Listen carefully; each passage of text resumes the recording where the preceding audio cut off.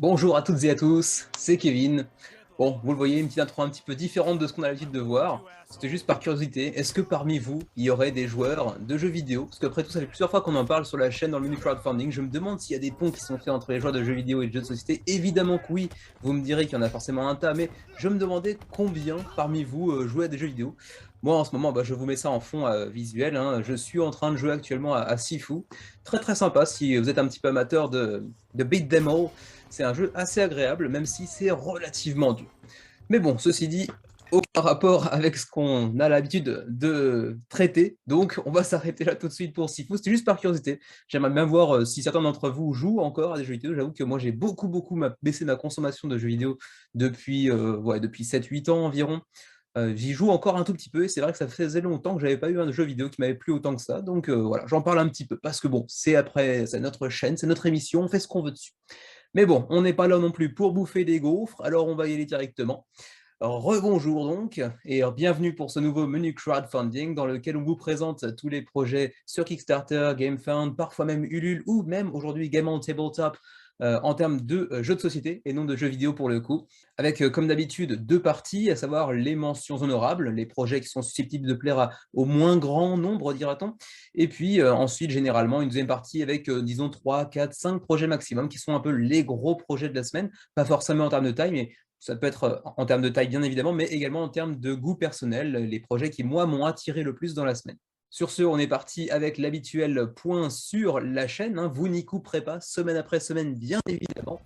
La chaîne, la voici, on a fait une très très belle semaine ma foi, ça m'a un petit peu surpris, puisqu'on était à 768 la semaine dernière, et on est à 803, on a passé la barre des 800.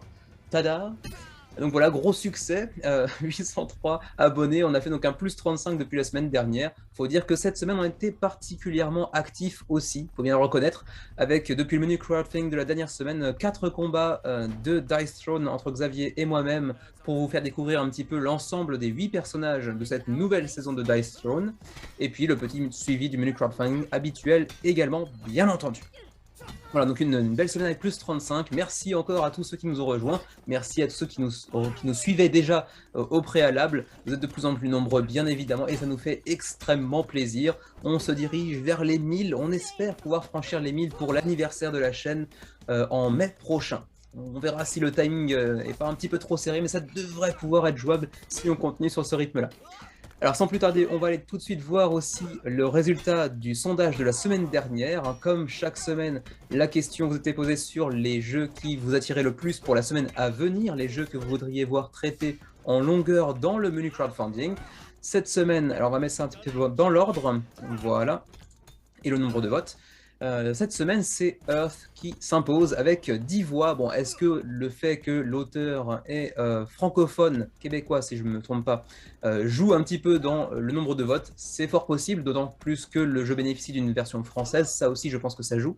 Il est suivi de très près par Tindaya, qu'on traitera lui aussi en profondeur, tout comme Kingdoms Forlorn, qui faisait partie de mon top 50 des jeux les plus attendus de l'année, tout comme Tindaya, d'ailleurs les deux faisaient partie de cette liste. Tindaya était plus haut d'ailleurs que Kingdoms Forlorn, si je ne me trompe pas. Et puis ensuite, d'autres projets dont on parlera beaucoup plus brièvement, bien évidemment, puisqu'ils ont attiré assez peu d'intérêt finalement, même si peut-être Frozen Frontier avait quand même 5 voix, était apparemment sujet à un intérêt assez fort de la communauté, mais malheureusement, vous allez voir sur la page BGG de Frozen Frontier, la campagne a été repoussée, donc non, pas une très bonne nouvelle selon l'un des créateurs, j'imagine, ou l'éditeur peut-être. La campagne est repoussée au début du deuxième trimestre 2022. Donc à partir de avril, mai, juin, peut-être on verra ce que ça pourra donner, mais pour l'instant Frozen Frontier est repoussé, certes, mais ça reste un projet tout à fait intéressant et prometteur sur le papier de la part de Cosmodrome Games. Donc on verra bien ça, mais plus tard malheureusement. C'est également le cas pour Behexed, qui était prévu pour le 15 et qui pour l'instant n'a pas fait son apparition sur Kickstarter, donc j'imagine qu'on les verra dans les semaines à venir, mais j'ai pas vu de news concernant le jeu, tout comme Some 8, qui n'est pas encore sur Kickstarter, alors que c'était prévu aussi. Sur ce, installez-vous, prenez-vous une petite bouteille, une petite binouse, des petites cahuètes. On est parti pour une heure et demie de menu crowdfunding, avec d'abord les mentions honorables.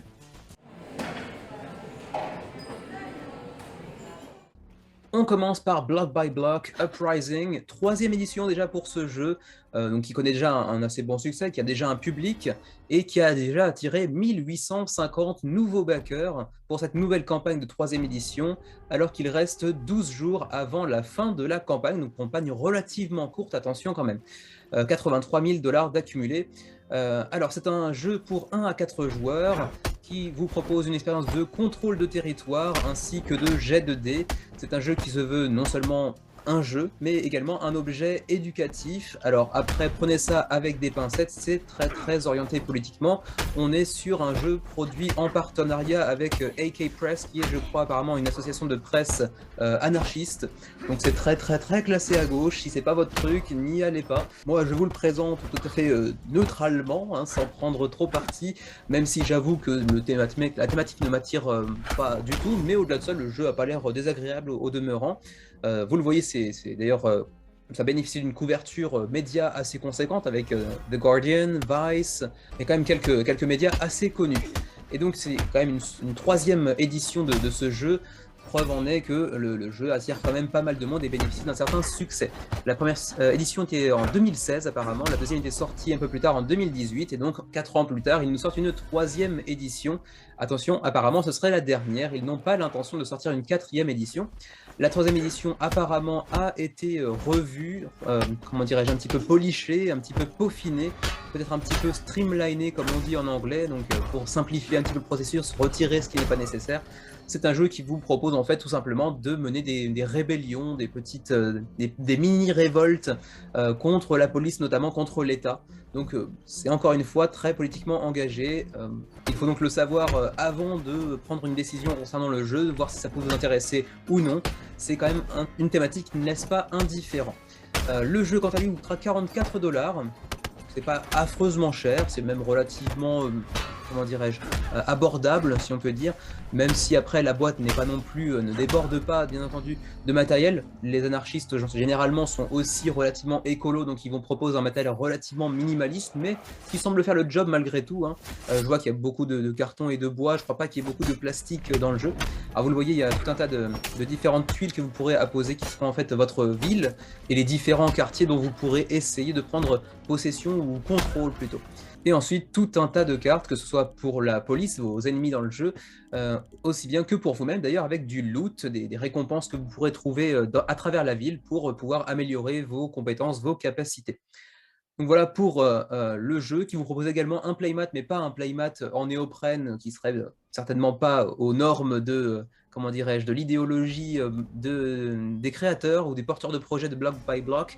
Donc cette fois-ci c'est en fabric, donc c'est une sorte de tissu j'imagine, plutôt qu'en néoprène. Donc c'est plus éco-friendly. Pour ce qui est des frais de port, pour l'Europe, on est pour la France, si je la trouve ici, France, Belgique, Luxembourg, donc tout ce qui est Benelux, sur du 20 $. Pour les frais de port dans la zone Europe. Si vous voulez juste l'upgrade, si vous avez déjà le jeu en deuxième édition, mais que vous voulez juste l'upgrade, ce serait quand même 18 $, donc c'est quand même assez cher juste pour cette petite upgrade. Et puis ensuite, c'est plutôt pour en avoir 6 boîtes du jeu, donc c'est un pledge groupé en gros. Pour nos amis canadiens, ce sera un tout petit peu plus cher, 22, 20, 40. Et puis après, juste par curiosité, hein, comme d'habitude, j'en parle un petit peu du Japon aussi, juste pour vous montrer un petit peu la différence, mais ça n'a pas grand intérêt pour vous, à moins que vous soyez au Japon. 33, 28, 68 $ de frais de port. Donc voilà pour Block by Block, un jeu très orienté politiquement, idéologiquement. Ça peut en repousser certains, mais visiblement ça en attire également pas mal, puisqu'on est déjà quand même à 1850 contributeurs à 12 jours de la fin de la campagne. Pas spécialement un jeu pour moi, même si les mécanismes ont l'air assez intéressants, et si le jeu bénéficie d'une troisième édition, c'est certainement qu'il a su trouver son public, pas seulement en termes, comment dirais-je, de thématiques abordées, mais également en termes de gameplay. Donc vous me direz si c'est un jeu qui est susceptible de vous plaire ou non. Block by Block Uprising reste 12 jours avant la fin de la campagne et déjà 1850 contributeurs. On enchaîne avec Trinity of Rain et on revient pour ça sur Kickstarter après un petit détour sur GameFound. Trinity of Rain revient donc sur Kickstarter après un premier échec courant novembre dernier. Donc je vous renvoie bien évidemment vers la vidéo dans laquelle j'avais déjà présenté le jeu. Il s'agit du menu crowdfunding du 6 novembre dernier. Je parlais du jeu avec des termes plutôt élogieux, parce que le jeu a l'air quand même très sympa. Cette fois-ci, c'est une réussite d'ailleurs, avec 370 backers, et on doit donc accumuler déjà 35 000 francs suisses sur 29 000 nécessaires à 18 jours de la fin de la campagne. Donc tout se passe plutôt bien après une première campagne, donc comme je le disais tout à l'heure, qui s'était soldée par un échec malheureusement, malgré un jeu qui avait l'air quand même très sympa, qui avait des retours critiques plutôt positifs, mais peut-être que la mise en page, la présentation du projet n'était pas folichonne. On avait 167 contributeurs au moment de l'annulation du projet lors de cette première campagne, donc on a déjà quasiment le double, si je me souviens, ouais, même plus du double, lors de cette seconde tentative. Jeu qui, je le rappelle, est proposé en version française, c'est un projet suisse, donc francophone, j'imagine. Il n'y a pas que des francophones en Suisse, mais bon, en tout cas, le jeu est proposé en français, tout comme en allemand, en italien, en espagnol ou encore même en polonais. C'est un jeu, comme vous le voyez ici, de 2 à 4 joueurs, 90 à 120 minutes pour 12 ans et plus. Un jeu de construction de royaume, en fait. Vous avez 4 joueurs potentiellement. Et comme souvent, ce type de jeu qui s'accompagne d'un plateau central avec différentes factions et de la construction de royaumes, c'est bien évidemment du contrôle de territoire, ensuite de la gestion de ressources et puis de la construction de cités, puisque vous voyez ici tout un tas de figurines qui pourront être apposées sur le plateau central et qui pourront, comme vous le voyez ici, se développer au fur et à mesure de la partie. Certaines parties de miniatures viendront intégrer des miniatures un peu plus conséquentes pour construire des cités qui seront, comme vous le voyez ici, assez variées. Il y aura différentes possibilités, chaque bâtiment vous apportant divers bonus relativement variés. Donc voilà, bien évidemment, du déplacement sur une map, des combats face à d'autres adversaires. On va guerroyer pour aller contrôler le plus de territoire possible et puis bien évidemment rendre son royaume plus puissant que les autres pour pouvoir l'emporter au final. C'est blindé de petites miniatures qui sont plutôt pas mal réalisées à première vue. Vous pouvez en plus l'essayer sur Tabletop Simulator, comme c'était déjà le cas, si je me souviens bien, lors de la première campagne. Et au-delà de ça, on a aussi quelques petits ajouts qui viennent, je pense, justifier en partie le succès de cette campagne en comparaison avec la première, comme par exemple l'ajout en option, bien évidemment, d'un tapis playmat en néoprène, pour remplacer le plateau central, ce qui est toujours une chose assez appréciée par les backers, même si tous ne s'orientent pas vers l'ajout de cet add-on, mais ça a généralement quelque chose d'assez populaire. Et puis on a aussi quelques exclusivités Kickstarter, ainsi que des pledges un petit peu revus. Le pledge de base est le même, d'ailleurs il n'y en avait qu'un seul lors de la première campagne, à savoir le Warrior Pledge, pour 79 francs suisses, à savoir 76 € environ pour le jeu de base. Ensuite, vous avez l'opportunité d'en prendre 2 pour réduire un petit peu les frais de port, mais également le prix du jeu à l'unité. Vous avez un King Pledge qui contient donc le jeu de base et en plus de ça donc le tapis de néoprène ainsi que je crois une map supplémentaire si je ne me trompe pas. C'était un petit peu mieux présenté par contre j'avoue dans cette partie de la page, le King's Pledge, voilà. Donc oui, il y a le néoprène et il y a une seconde map disponible également ainsi que les miniatures avec un petit effet wash maintenant qui visuellement apporte vraiment un gros plus. J'ai pu le constater pour la première fois sur Heatherfields avec Xavier. L'effet wash sur les miniatures, c'est quand même généralement du plus bel effet, donc c'est quand même un joli ajout également. Par contre, bien évidemment, ça fait monter le prix du pledge à 95 €. Pareil, vous pouvez en prendre 2 pour essayer de diminuer un petit peu le prix du jeu à l'unité, ainsi que les frais de port, j'imagine. Je le rappelle, je l'ai dit tout à l'heure déjà, mais la version française est disponible. Attention, cela n'inclut pas encore la TVA, ni même, bien évidemment, les frais de port. Donc la TVA sera à ajouter dans le Pledge Manager, bien évidemment. Les add-ons que j'ai déjà mentionnés un tout petit peu tout à l'heure, donc la map alternative, la carte alternative pour pouvoir bénéficier d'une plus grande rejouabilité, une map alternative qui pourrait potentiellement, je ne sais pas, avoir un impact sur comment dire, la façon dont se déroule le jeu à 2, 3 ou 4 joueurs. Est-ce que c'est une map plus orientée 2 joueurs ou 4 joueurs, ou est-ce que les deux maps sont équilibrées pour être jouées à 2, 3 comme 4 joueurs? Là-dessus, je ne pourrais pas vous dire. Le tapis de néoprène est évidemment disponible en add-on également pour 17,30 € et puis l'effet wash sur les mini également pour 13,50 €. Ensuite, on va essayer d'aller chercher les frais de port, mais d'abord, c'est vrai qu'il y a le contenu. Le contenu, vous le voyez, un petit peu de miniatures dans tous les sens. C'est vrai qu'il y a quand même une certaine quantité de miniatures. Donc pour ça, c'est vrai que le prix n'est pas non plus complètement pété de ce point de vue-là, vu le nombre de miniatures, même si ça reste un jeu assez cher, surtout pour un primo-éditeur qui n'a pas encore le degré de confiance que peuvent avoir certains autres éditeurs plus installés, disons, dans le milieu. Donc les stretch goals, on en parlera lorsque sera venue l'heure de présenter le jeu sur le suivi du mini crowdfunding lors de la dernière semaine, pour voir comment le jeu a évolué. Pour ce qui est du gameplay, je vous renvoie vers la vidéo du 6 novembre dernier, ça remonte, parce que j'avais présenté un petit peu le jeu plus en détail, y compris au niveau du gameplay, donc avec tout ce qui est gestion de ressources, déplacement sur la map, contrôle de territoire, etc. Donc allez voir la vidéo en question si ça vous intéresse. Les règles sont pour l'instant disponibles uniquement en anglais et en allemand, pas encore en français, mais ce sera le cas. Et puis maintenant, dirigeons-nous directement vers les frais de port. On peut quand même faire un détour, c'est vrai, excusez-moi, du côté de la Société des Jeux avec Martin qui vous présente le jeu, ainsi que On Joue Tu qui en a fait une critique également. Ensuite, donc, disais-je, les frais de port hein, qui sont un peu plus bas, voilà, ici. Les frais de port, donc, ça dépend du nombre de copies que vous allez prendre, en fait, tout simplement, comme c'est souvent le cas. Par exemple, pour la France ou encore d'ailleurs la Belgique, ce sera pour 18 € la copie de frais de port ou 22, donc c'est beaucoup plus rentable si vous prenez 2 copies du jeu, bien évidemment. C'est souvent le cas, mais là, c'est particulièrement intéressant si vous en prenez 2. Pour ceux qui sont au Canada, c'est du 25-41 et pour nous qui sommes au Japon, c'est du 30-48. Ouais, ça pique quand même beaucoup. Mais bon, je le répète semaine après semaine, nous, on a l'avantage de ne pas avoir la TVA qui vient s'ajouter par-dessus. Allez savoir pourquoi, on est encore passé entre les gouttes pour l'instant. Et c'est vrai qu'au Japon, le jour où la TVA sera ajoutée par-dessus, ce sera certainement le jour où Xavier et moi arrêterons de backer des jeux sur Kickstarter, à moins vraiment d'un énorme coup de cœur. Bref. C'est à peu près tout ce que je peux vous dire pour Trinity of Rain, dont on avait déjà parlé dans le menu crowdfunding du 6 novembre, pour ceux qui voudront en apprendre un petit peu plus sur le gameplay. Sinon, il y a aussi, je l'ai dit tout à l'heure, les vidéos de la Société des Jeux ou celles de On Joue Tu qui vous présenteront le jeu un petit peu plus en détail pour ceux qui sont intéressés. Donc voilà pour Trinity of Rain, joli projet. 18 jours avant la fin de la campagne, on est déjà à 370 contributeurs. Le projet est financé avec plus de 35 000 francs suisses pour l'instant. On enchaîne maintenant avec Retrograde ou Retrograde, j'imagine en anglais. Il s'agit d'un petit roll and write qui, comme vous le voyez ici, reprend thématiquement et visuellement en fait l'ambiance des jeux d'arcade des années 80-90, dans lequel on avait par exemple Space Invaders ou les jeux comme ça. 250 contributeurs, d'ailleurs, c'est pas rien pour un éditeur assez peu connu, parce qu'en fait, là, vous voyez le Mary Flanagan, alors c'est pas le nom d'éditeur, bien évidemment, j'imagine que c'est Resonim, peut-être. C'est une page à laquelle je n'étais pas encore abonné d'ailleurs, qui avait déjà proposé quelques campagnes relativement passées inaperçues, sauf peut-être Visitor, qui avait fait une jolie campagne avec 1900 contributeurs quand même, ou même Mechanica. Donc, en fait, je suis en train de me découvrir qu'il y a un éditeur relativement connu à côté duquel j'étais complètement passé, parce que même les autres étaient à plus de 1000 contributeurs, donc c'est pas rien du tout. C'est vrai que j'avais déjà vu Phantom Inc., c'était l'année dernière, je crois. Mais bon, c'est vrai que j'étais un peu passé à côté de cet éditeur. Bref, Retrograde, disais-je, jeu de roll and write pour 30 minutes la partie, 8 ans et plus, 1 à 4 joueurs. Donc, comme souvent, les roll and write bénéficient d'un mode solo.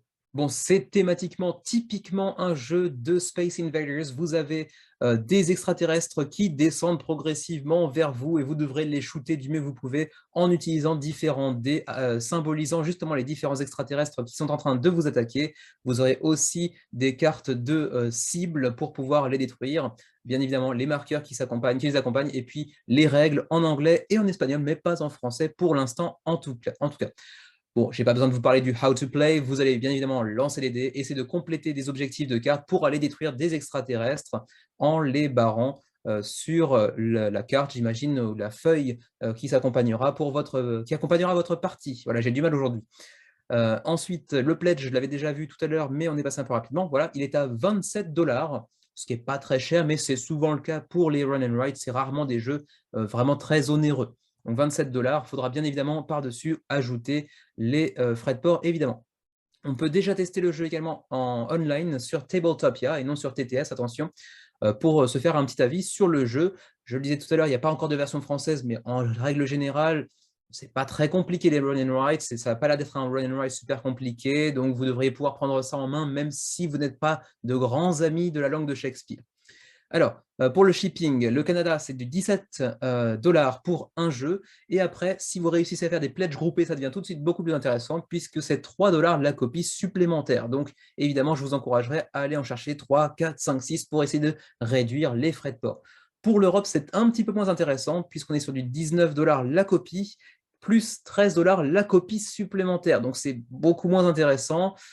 Mais bon, à vous de voir si vous êtes très fan du run and write. Après, j'avoue que je n'ai pas l'impression que celui-ci apporte quoi que ce soit de véritablement nouveau dans l'univers du run and write. Pour l'Asie, nous, ce serait du 16 plus 5 éventuellement par copie. Mais j'avoue que ce n'est pas un jeu qui m'intéresse outre mesure, même si j'apprécie le run and write. celui-ci ne me semble pas apporter quoi que ce soit de véritablement notable, mémorable par rapport aux autres qui font déjà partie de ma collection. Voilà, Retrograde pour l'instant n'est pas encore financé avec 250 contributeurs à 20 jours de la fin de la campagne et on a un objectif de 22 000 $, donc il va falloir aller chercher les 60% restants pour pouvoir éventuellement réussir le financement, mais peut-être qu'on est sur une des campagnes les moins bien financées de cet éditeur que je connaissais finalement assez mal. Donc voilà pour Retrograde. On enchaîne sur Crabs in a Bucket. C'est pas tout à fait un jeu de la semaine vraiment, puisqu'en fait il a été lancé dimanche dernier, donc je ne pouvais pas le présenter dans le dernier menu crowdfunding, mais c'est pas vraiment un jeu de cette semaine non plus. C'est un jeu qui a déjà son seuil de financement dépassé, parce que c'était assez bas, il faut bien l'avouer, à 5 000 $. On l'a déjà doublé avec 10 000 $ accumulés sur 250 contributeurs à 23 jours de la fin de la campagne. C'est un primo-éditeur, Blue Rondo Games, qui vous propose un jeu sur une thématique de crabe pour 2 à 6 joueurs et qui prend très peu de temps, il faut bien le dire, 5 à 15 minutes la partie. Votre objectif est de devenir un peu le seigneur suprême de l'océan en faisant en sorte de vous défausser de l'entièreté de votre main avant les autres, bien évidemment. Et au-delà de ça, il y aura bien évidemment tout un tas de petites cartes de bonus, de jokers, d'effets différents d'une carte à l'autre. Vous le voyez, il y a des effets appliqués en bas des cartes qui vous permettront d'aller ajouter un petit peu de piment à tout ça. Alors, généralement, c'est un jeu de crabes, on voit que des crabes, mais apparemment, il y a aussi un lobster, donc comment ça s'appelle une lobster? C'est pas un écrevisse, c'est du homard, je crois. Donc, bon, allez savoir ce qu'il fout là. Voilà, donc un petit playmat aussi. Bon, allez savoir l'intérêt d'un playmat pour un jeu de ce type, mais il y en a un. Le petit rappel pour les 5-15 minutes, 2 à 6 joueurs, qui est très sympa pour du party game, pour des jeux familiaux, mais également pour les amateurs de jeux un peu plus heavy apparemment. Ça peut plaire à tout le monde, mais en même temps, ça vaut mieux pour eux de dire ça. Ça pour attirer un maximum de personnes, il vaut mieux dire qu'on est un jeu génial pour tout le monde. Il n'y a pas grand-chose de plus à dire, donc on va passer directement au niveau de pledge et aux frais de port. Les pledges, le premier est à 25 $, c'est le jeu seul, dans son plus simple appareil, si je puis dire, qui s'accompagne donc de 74 cartes, des petites cartes de règles, un playmat, parce que, voilà, et puis le livret de règles, bien évidemment. Ensuite, vous avez un niveau de pledge supplémentaire à 45 $ qui vous permet d'en obtenir 2 avec une petite ristourne, bien évidemment. Ensuite, on a aussi un niveau de pledge à 70 $ qui, en fait, s'accompagne d'un jeu plus, enfin, en gros, tout ce qu'on a vu précédemment dans le premier tier, dans le crab tier, mais en plus de ça, qui s'accompagne de pins en énamel, je ne sais pas comment dire en français, énamel, donc des pins un petit peu classieux, disons, ainsi que des stickers, oui, d'accord, et puis également une carte du proto signée par l'éditeur, etc. Donc rien de très intéressant, il faut vraiment être fan de crabes et de pins pour éventuellement mettre la main sur ce pledge-là, à mon avis. Je ne pense pas qu'il y ait grand monde qui se soit jeté dessus, juste par curiosité. Le pledge à 70 $, on a quand même 38 contributeurs malgré tout. Bon, allez savoir. Et puis ensuite le pledge magasin. Bon, pas d'intérêt, je pense, pour les personnes qui visionnent cette vidéo en général. Vous pouvez aussi mettre la main sur les pins si ça vous chante en add-on. Je ne pense pas que ce soit vraiment très nécessaire, ça n'a aucun apport particulier en termes de gameplay, mais ça a le mérite d'exister. En plus, ils sont assez jolis, il faut bien le dire. Ensuite, vous avez des stickers également, encore un intérêt assez modéré, disons. Les stretch goals, on les verra plus tard. On va aller voir directement les frais de port pour ce petit jeu de party, sachant qu'il devrait arriver assez rapidement, puisque ce sera octobre 2022, théoriquement, la livraison. Les frais de port, les voici enfin. Alors, vous le voyez, pour les US, c'est gratuit. Donc, bon, si quelques-uns d'entre vous, éventuellement, vivent aux États-Unis, ça pourrait être une occasion intéressante. Par contre, au Canada, à quelques centaines de kilomètres plus haut, c'est pas gratuit du tout, c'est 15 $ la copie, 15 $ les deux également. Même chose pour ceux d'entre vous qui seraient en Europe, Belgique, France, Luxembourg, etc. C'est 15 $ également, que ce soit pour une ou deux copies.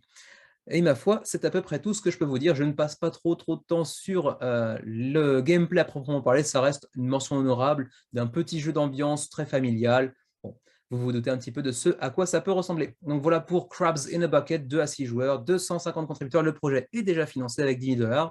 Il reste plus de 3 semaines pour pouvoir vous pencher dessus. Attention, ceci dit, pas de version française pour l'heure actuelle. On continue avec un petit détour, le petit détour hebdomadaire du côté de chez Ulule. Il n'y a pas toujours des campagnes chaque semaine sur Ulule, mais il y en a une cette semaine avec Scriptoria, jeu de placement de tuiles, enluminure et fourberie. Alors bon, j'avoue que quand je fais un petit passage sur Ulule, je ne sélectionne que certains projets qui ont l'air un petit peu plus intéressants, un petit peu plus pro en termes de visuel, mais quand là on me dit enluminure, ça me parle tout de suite un petit peu plus. Et mine de rien, ça a quand même déjà attiré 79 contributeurs avec 5 385 € d'accumulés sur un objectif de 8 000 €. Il reste plus que 3 semaines pour s'intéresser à ce projet qui nous vient de Lyon Vert, dont j'imagine c'est le premier projet, peut-être, non, deux projets d'ailleurs soutenus sur Ulule précédemment. Alors donc, disais-je, petit jeu de enluminure. Trouverai-je les informations dont j'ai besoin habituellement, à savoir le nombre de joueurs, etc., etc. C'est pas sûr, parce que sur Ulule, c'est un petit peu plus compliqué, c'est souvent un petit peu plus amateur et c'est pas forcément stipulé de manière évidente. Là, c'est le cas. 2 à 4 joueurs. La durée, on repassera plus tard, mais en tout cas, 2 à 4 joueurs pour ce jeu. Vous avez un petit aperçu ici pour ce jeu de pose de tuiles qui propose aux joueurs d'incarner des moniales ou des moines copistes du Moyen-Âge qui ont pour mission de réaliser un magnifique manuscrit enluminé. En termes de thématique, ça vous rappellera peut-être Codex Naturalis, là encore un jeu français, mais au-delà de ça, ça n'a pas grand-chose à voir avec ce jeu-là, apparemment en tout cas, même si on pourrait dire que la pose de tuiles est assez semblable à la pose de cartes que proposait Codex Naturalis, mais la gestion de ressources et le gameplay en lui-même n'a pas grand-chose à voir. Euh, Vous aurez donc chacun un plateau avec différents espaces sur lesquels vous pourrez apposer des tuiles. Je ne me suis pas trop penché sur les règles en détail parce que ça reste une mention honorable en plus que j'ai découvert aujourd'hui juste avant de tourner, donc bon, je ne me suis pas trop penché dessus. Et j'imagine, mais peut-être que je vais un peu trop vite en besogne, que la majorité des spectateurs de la chaîne savent lire. Donc, si vous êtes français francophone, allez voir directement la page sur Ulule, ça ira plus vite. Juste par curiosité, le prix du jeu. Alors, on a plusieurs niveaux de pledge, ils sont très nombreux. La contrepartie qui est mise en avant par l'éditeur, c'est celle qui coûte 55 €, qui donc vous propose le jeu, ainsi qu'une extension, l'enfer de la bibliothèque, hein, et puis tous les paliers relatifs aux contreparties, donc certainement ce qu'on appellerait des stretch goals sur Kickstarter, ainsi que votre nom sur le mur des contributeurs du site. Attention, ce ne sera pas dans la boîte, mais sur le site du Lion Vert. Ensuite, il y a tout un tas d'autres pledges, à savoir le pledge de base, par exemple, pour 40 €. C'est juste le jeu de base, sans l'extension, par contre, attention. Pour 45 €, le copiste qui donc vous propose là encore le jeu de base, mais quelle est la différence pour 5 € de plus? Tous les paliers et votre nom, tous les paliers et votre nom, bah, je ne vois pas la différence. Est-ce que c'est une sorte de... Oui, c'est un early copiste, d'accord, c'est le early bird de ce pledge-là. Ensuite, 60 €, 80 € pour avoir en plus de ça un dessin exclusif de l'illustrateur illustré et dédicacé par l'artiste. Voilà, donc quelques petits pledges supplémentaires. Là, on entre dans ce que moi j'appelle généralement les pledges mécénat, qui n'apportent rien en termes de gameplay, mais qui encouragent et qui contribuent un peu plus au financement de la campagne. Donc voilà pour Scriptoria, une thématique assez sympa, un éditeur français, petit projet, mais qui a déjà attiré 80 contributeurs et qui devrait potentiellement financer. Il reste un peu moins d'un mois, ça devrait pouvoir se faire, même si j'ai un petit peu moins l'habitude de l'évolution des campagnes sur Ulule que sur Kickstarter ou GameFound. Je pense que ça devrait pouvoir se financer. Vous me direz ce que vous en pensez de ce petit projet français de placement de tuiles, Scriptoria. On enchaîne sur Legacy Allure, 142 contributeurs à 26 jours de la fin de la campagne. Le projet est financé avec 28 875 $ déjà. C'est pas si mal parce que franchement, ça nous vient d'un primo-éditeur, Keith Rice. Donc c'est le premier jeu. Ça paye pas de mine, c'est pas vilain, hein, très honnêtement. Enfin, la carte, honnêtement, est pas terrible. Mais les cartes, quand je dis la carte, c'est la carte du monde qu'on voit ici, hein, c'est pas très joli. Les cartes elles-mêmes sont pas vilaines. Voilà, c'est assez classique, disons, hein, c'est tout à fait, comment dirais-je, euh, ergonomique, tout à fait fonctionnel, c'est le mot que je cherchais. Mais au-delà de ça, ça n'a rien de très original. C'est un combat, c'est un jeu de guerre, mais avec des cartes au lieu d'avoir des figurines et des tuiles de terrain, etc. C'est juste une tuile centrale, un plateau central sur lequel on va disposer différentes cartes, avec pour but le contrôle de la tuile centrale à la fin du 7e tour. Celui qui est en possession, qui contrôle la pièce centrale du plateau, eh bien, l'emportera. Donc il vous faudra défendre ce territoire une fois que vous l'aurez acquis. Et pour ça, bien évidemment, tout un tas de cartes avec des pouvoirs spéciaux de défense, d'attaque, des pouvoirs spéciaux dans tous les sens, bien évidemment, avec des héros un peu plus compétents que d'autres. Bref, ça peut être assez intéressant. J'imagine qu'il y a un côté, un clan du bien avec des humains, et puis de l'autre, bien sûr, des gobelins, des vilains pas beaux. Voilà, donc rien de très extraordinairement original en termes de thématique, c'est du vu et du revu. Reste à voir si en termes de gameplay, ça peut tenir ses promesses. D'ailleurs, vous le voyez, il y a d'ailleurs d'autres factions disponibles, hein, ce n'est pas les deux seules qu'on a vues précédemment. Il y a aussi le clan des Sylvains qui sont plus des elfes, j'ai l'impression. Je crois qu'il y en a d'autres par derrière qui viendront s'ajouter. Il y aura différents niveaux de pledge, comme vous allez le voir, qui vous proposeront des factions supplémentaires. Le pledge, justement, eh bien, le pledge de base est à 40 $ contre 50 une fois qu'il atteindra les boutiques, si tant est qu'il atteigne les boutiques, surtout en Europe d'ailleurs. 40 $ pour donc 2 kingdoms, donc 2 royaumes de base, ainsi qu'une map en microfibre, un pack de dés, le livret de règles, le livret de lore également, donc pour tout ce qui est description de l'univers, et puis un guide comment dirais-je, de mise en place, en gros, d'appropriation des règles peut-être un peu plus rapide. On a un deuxième pledge à 80 $, donc le double, hein, 40-80. On est sur du x2, un calcul mental. Pour le pledge Elite Swordsman, qui cette fois-ci vous ajoute 4 nouveaux royaumes, à savoir les Aurelia, les Caladrix, les Argog et les Anwen. Donc 4 nouvelles factions, pour plus de gameplay, plus de rejouabilité.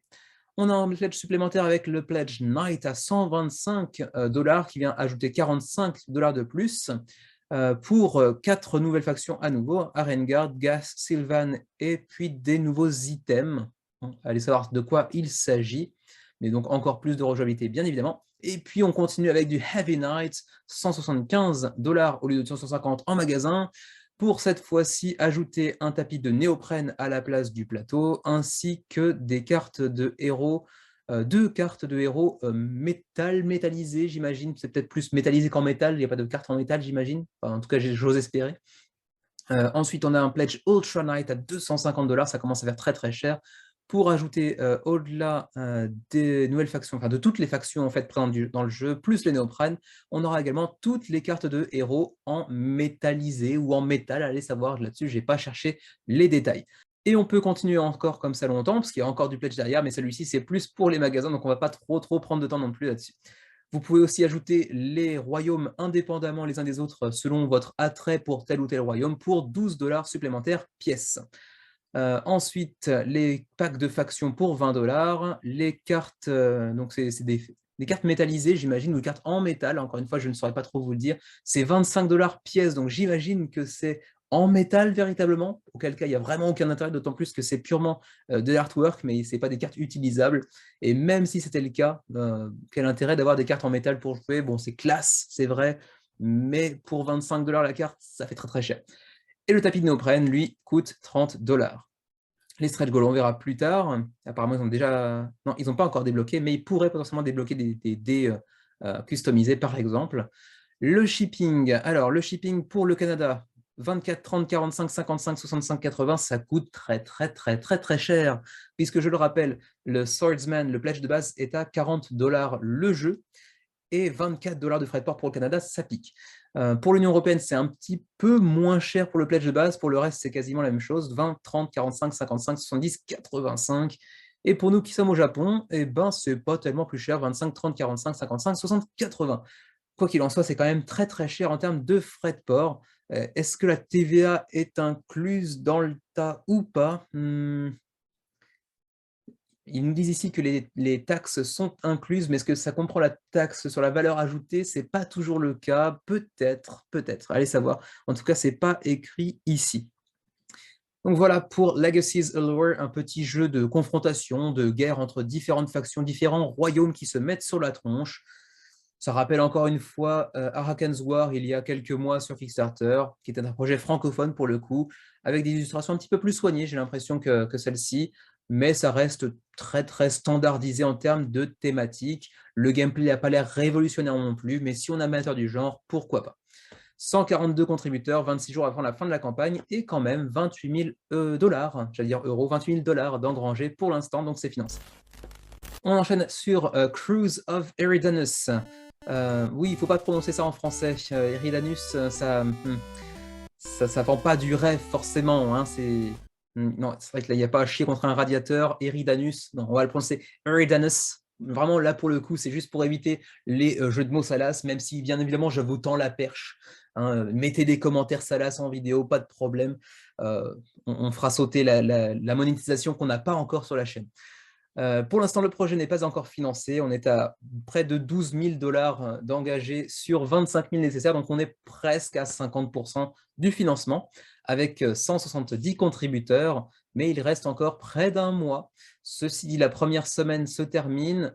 On entre donc dans le ventre mou de la campagne, ce qui veut dire que les pledges vont certainement diminuer en termes de vitesse. Donc, ça risque d'être un petit peu compliqué pour financer. Ce n'est pas mort du tout, hein, ça peut encore tout à fait se faire, mais ça ne sera pas facile.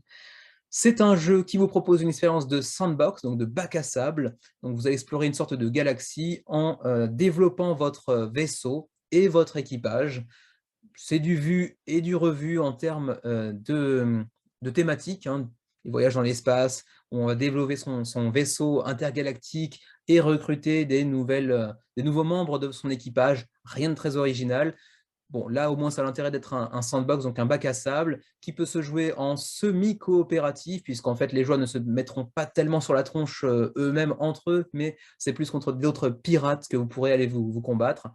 Le jeu est disponible en français. Alors là, bon, un petit peu mystère, parce que c'est un premier projet de Dakota Ridge Games, premier projet, un jeu qui n'a pas spécialement fait parler de lui avant le début de la campagne, qui se lance avec comment dirais-je, un solde de financement à 25 000 $ et qui propose d'entrée de jeu 4 langues. Bon, c'est ambitieux. Après, j'imagine que ce sera certainement des livrets de règles en PDF plus qu'en physique, en tout cas s'ils veulent rentrer dans leurs frais. Mais bon, allez savoir. C'est un jeu pour 1 à 6 joueurs, je ne l'avais pas encore dit, donc il y a bien évidemment un mode solo, même si vous pouvez jouer en semi-coop, pour 14 ans et plus, et pour des parties d'environ 2 heures. Bon, après, vous le voyez, visuellement, c'est pas spécialement clinquant, c'est pas spécialement affriolant, c'est pas magnifique, c'est pas vilain non plus, c'est pas dégueulasse, mais ça ne vend pas du rêve, pour être très honnête. Et c'est vrai que quand on est sur Kickstarter depuis plusieurs années, comme c'est certainement votre cas ou le mien, bon, on aime bien quand même avoir un jeu qui a une finition visuelle qui est un petit peu au-delà de ce que peut proposer pour l'instant Cruise of Eridanus. J'ai eu l'impression une seconde qu'il y avait une sorte de caricature de Macron. C'est pas le cas, mais bon, c'est les campagnes qui arrivent, enfin, campagne présidentielle qui est en cours, qui me fait voir des choses que je ne souhaiterais pas voir. Bref, quoi qu'il en soit, le How to Play en passe, ce n'est qu'une mention honorable. Bon, vous voyez que certaines illustrations sont un petit peu mieux vues que d'autres. Bon là, certains crieront peut-être à l'appropriation culturelle du katana par un personnage black, allez savoir. La diversité est représentée au moins. Quoi qu'il en soit, les frais de port et tout ça, on n'en a pas encore parlé, me semble-t-il. Vous pouvez déjà tester le jeu sur Tabletop Simulator, ça c'est un gros plus, même si j'imagine que le mode en question est disponible uniquement en anglais et pas en français. Les pledge levels, alors on a tout un paquet là aussi. Les premiers ne sont pas très importants puisque c'est juste pour permettre d'accéder au Pledge Manager. Si vous voulez le jeu, il faut mettre au moins 79 $, sauf si vous voulez attendre le Pledge Manager pour backer plus tard, hein, bien évidemment. 79 $ pour le Pledge Marine qui vous donne le Early Bird qui vous permet de mettre la main sur le jeu. Alors, un petit truc que pour l'instant, je n'ai pas encore très bien compris, c'est que vous avez l'autre Pledge Navigator à 79 $ également, qui vous permet de mettre la main sur Cruise of Eridanus également pour 10 $ de moins que le prix en magasin. Sauf que le Early Bird, il coûte le même prix.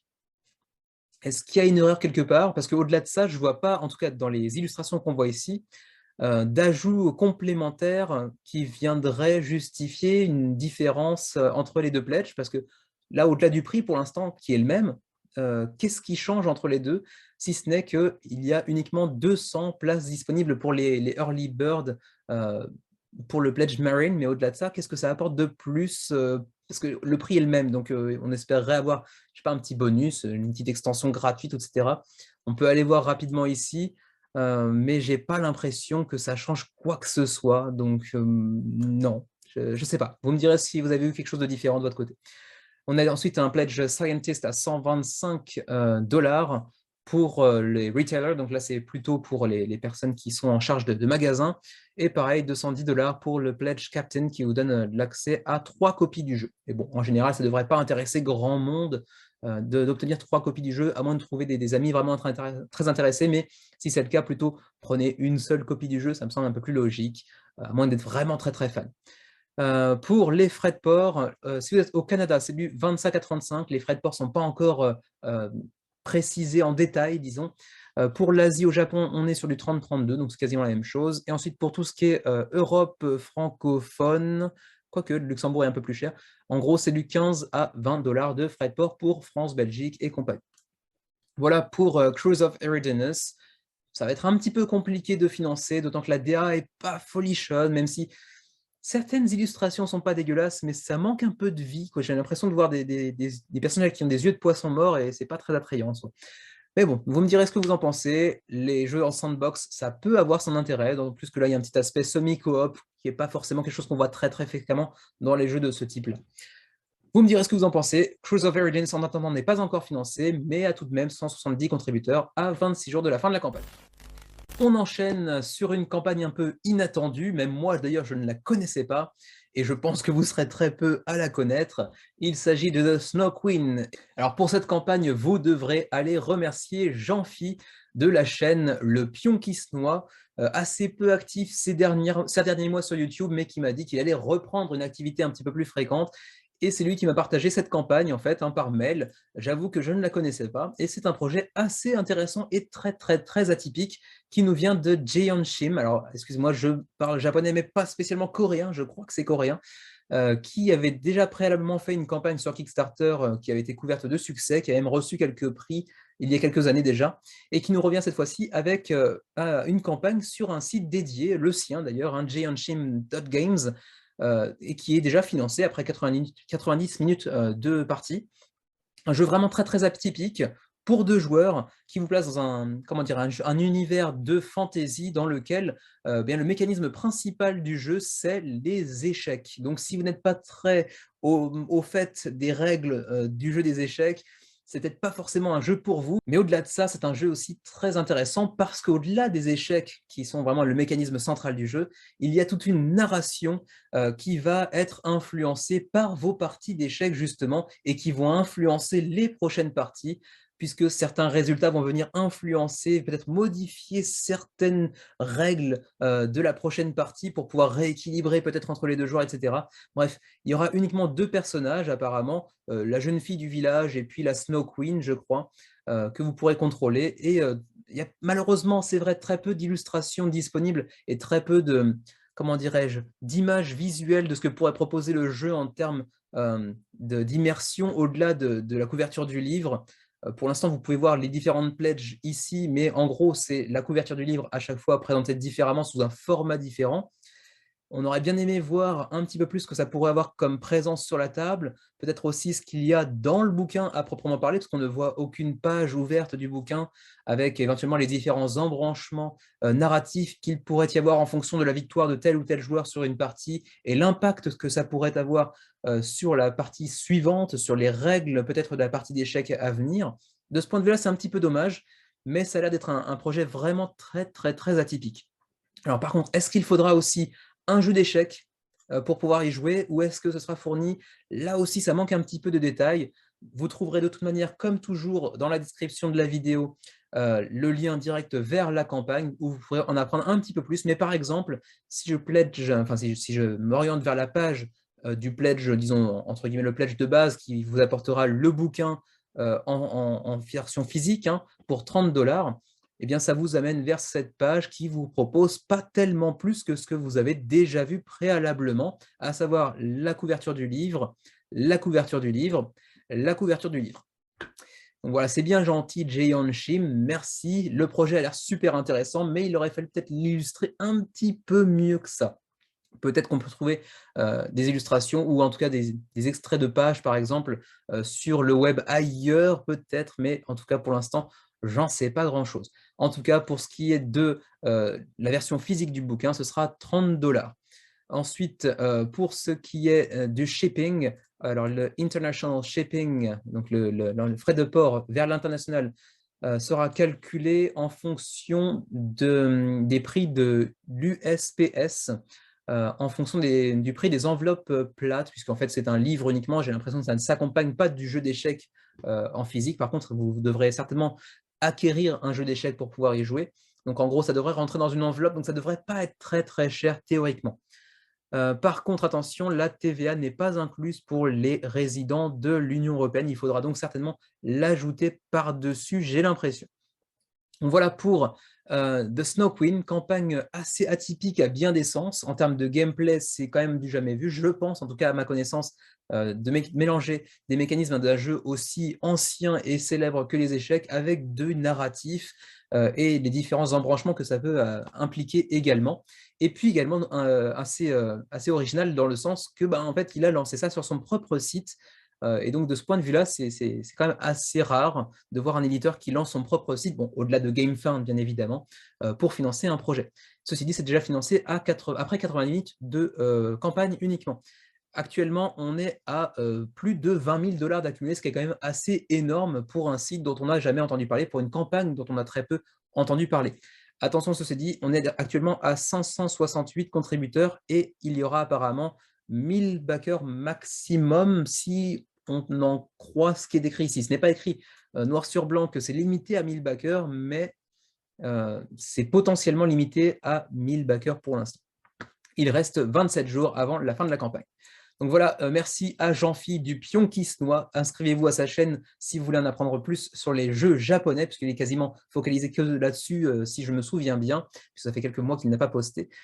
Pour cette campagne, sans lui, je n'aurais pas eu vent de Snow Queen. Campagne suivante, Mythic Mayhem, Forge of Heroes, petit jeu de 2 à 20 joueurs. Ouais, pour 14 ans et plus, et des parties de 10 à 45 minutes. Et vous le voyez, pour l'instant, c'est un petit peu la débandade, ou en tout cas, bon, sans aller jusqu'à dire la débandade, c'est pas un gros succès.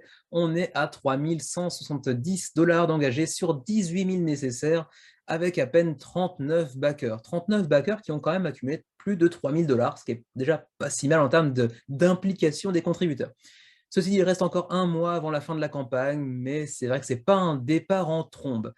Et vous allez me dire, visuellement, ça ressemble un petit peu à la campagne que j'ai présentée il y a quelques minutes à peine et dont j'ai déjà oublié le nom tellement c'était standard en termes d'univers graphique et comment dire, de lore. Oui, ça ressemble. Mythic Mayhem, c'est encore de l'epic fantasy qui n'a pas de grande originalité, qui propose des cartes tout à fait fonctionnelles, mais qui sont très très standards là encore. Donc certainement, quand je passerai à la campagne suivante, j'aurai oublié le titre de ce jeu. Alors, c'est un jeu qui vous propose bien évidemment des confrontations entre différents joueurs avec tout un tas de héros disponibles, énormément apparemment de cartes uniques, avec des pouvoirs uniques là encore, que ce soit des pouvoirs d'attaque, de défense, de sorts par exemple également, mais également des cartes d'artefacts avec des effets instantanés par exemple. Et c'est également, sachez-le, parce que j'ai oublié de le dire, c'est un jeu, comment dirais-je, j'ai oublié l'appellation en français ou en anglais d'ailleurs aussi, un jeu à collectionner en gros. Il y aura différents ajouts au fur et à mesure que le jeu s'étend, s'agrandit avec de nouvelles cartes, si tant est que la campagne marche suffisamment pour justifier la création de nouvelles cartes derrière, j'imagine. Pour l'instant, le succès n'est pas forcément au rendez-vous, donc est-ce qu'il y aura des extensions, des nouvelles cartes au fur et à mesure? Ce n'est pas forcément garanti. Mais bref, vous le voyez, c'est fait très Magic visuellement parlant. On a des symboles de type de carte, le nom, l'illustration, les effets de la carte, éventuellement son coût, etc. Bon, rien de très très très original. Bon, les différents types de cartes, hein, les damages, donc les attaques, on va dire, la défense, les sorts et les effets instantanés via des sortes d'artefacts, par exemple. Le prix, pour l'instant, je ne crois pas l'avoir vu, donc on va passer directement par cette petite barre de défilement. 25 $ pour le Starter Package, qui vient donc s'accompagner de la boîte de base de Mythic Mayhem, ainsi qu'également une carte promotionnelle exclusive à Kickstarter. Donc voilà, en gros, c'est tout ce dont vous aurez besoin pour jouer. Donc la boîte de base avec toutes ces cartes, ainsi qu'un D10. À quoi sert le D10? J'avoue que je ne me suis pas penché suffisamment sur le sujet.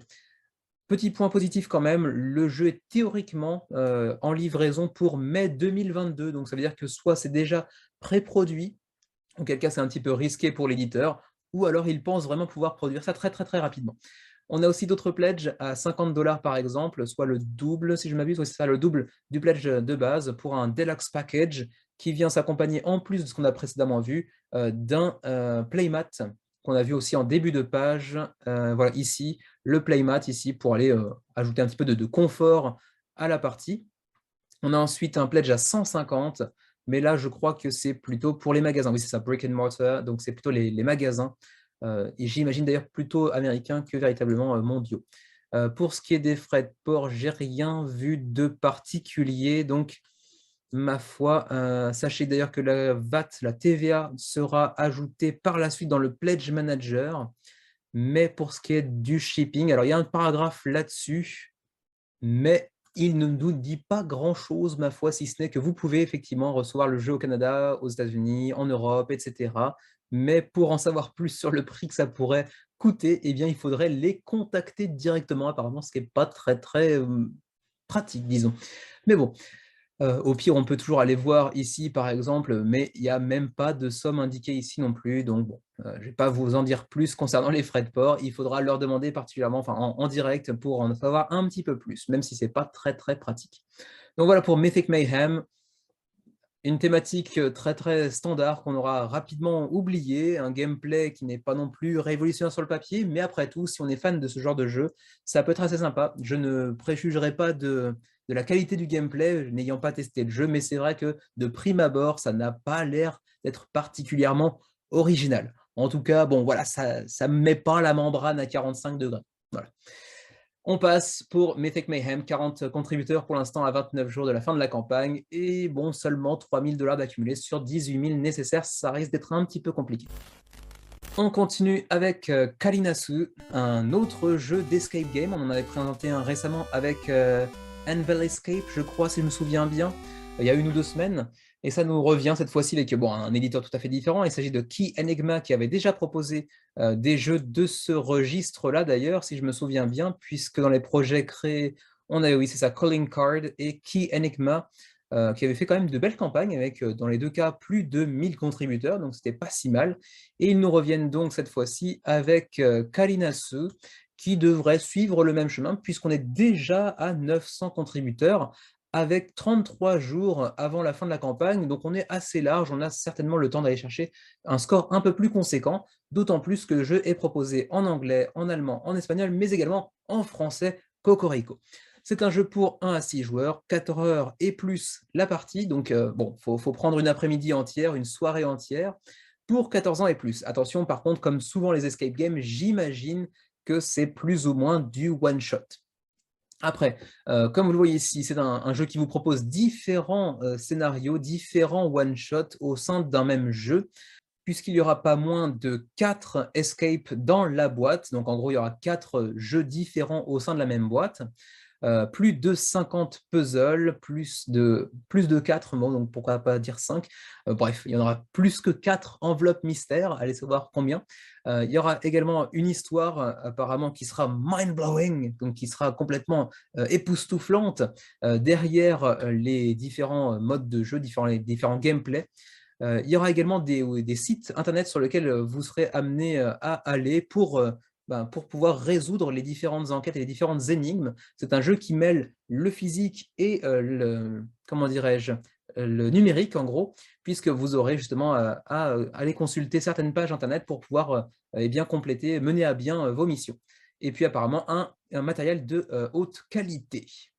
Alors bon, le matériel de qualité, pour l'instant, c'est un petit peu compliqué de se faire une opinion parce que bon, on voit essentiellement du paplard pour l'instant, mais apparemment, on a quand même une très jolie carte, on a des sortes de petits prospectus qui ont l'air d'être assez classe, peut-être même une boussole, je ne sais pas.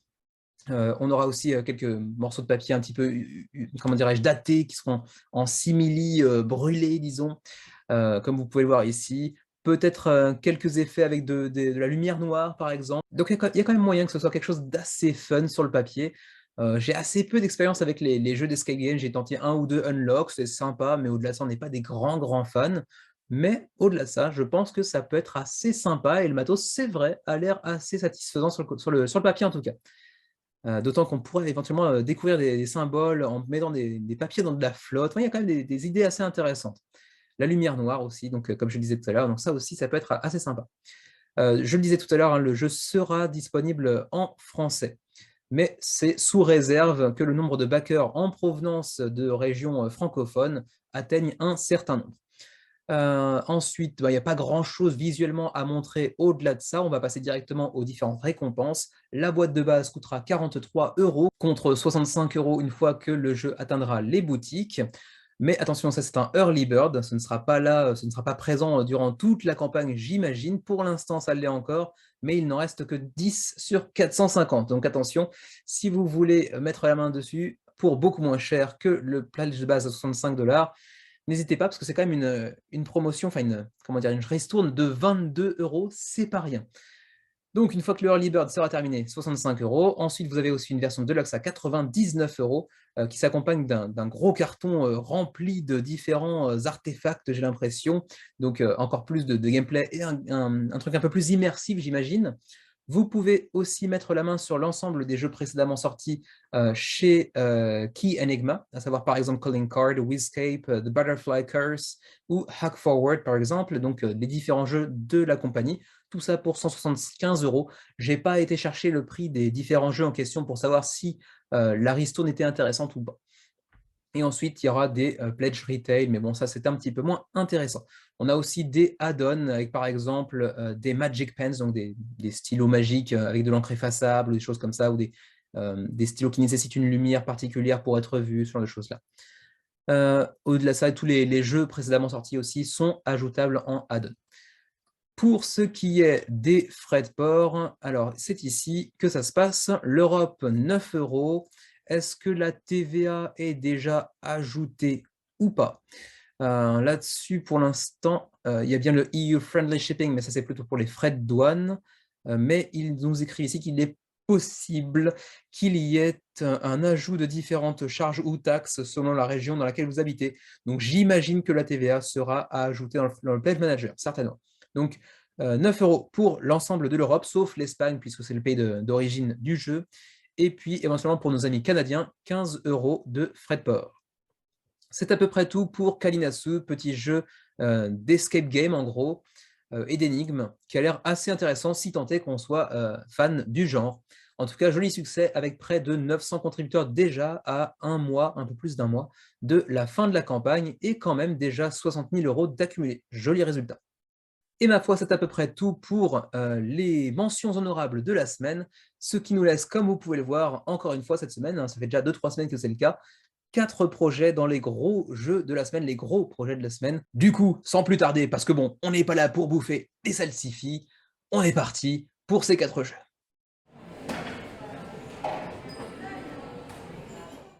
Premier gros projet de la semaine, vous vous en doutiez, il s'agit de Dice Throne saison 2, accompagné par son standalone coopératif, ou solo d'ailleurs, intitulé Adventures, donc Dice Throne Adventures en gros. Hein. Et bien évidemment, quand même, ça faisait longtemps ceci dit, mais c'est le coup de cœur de la semaine. Dice Throne, évidemment, c'est quand même le jeu qu'on a le plus poncé, Xavier et moi. Bon, je pense que vous avez suivi certainement la saison 1 qui commence à arriver de plus en plus en magasin également. On en voit de plus en plus parler, notamment sur la communauté des ludistes francophones, etc. Du coup, bien évidemment, je pense que vous avez suivi un petit peu la pré-campagne de la saison 2.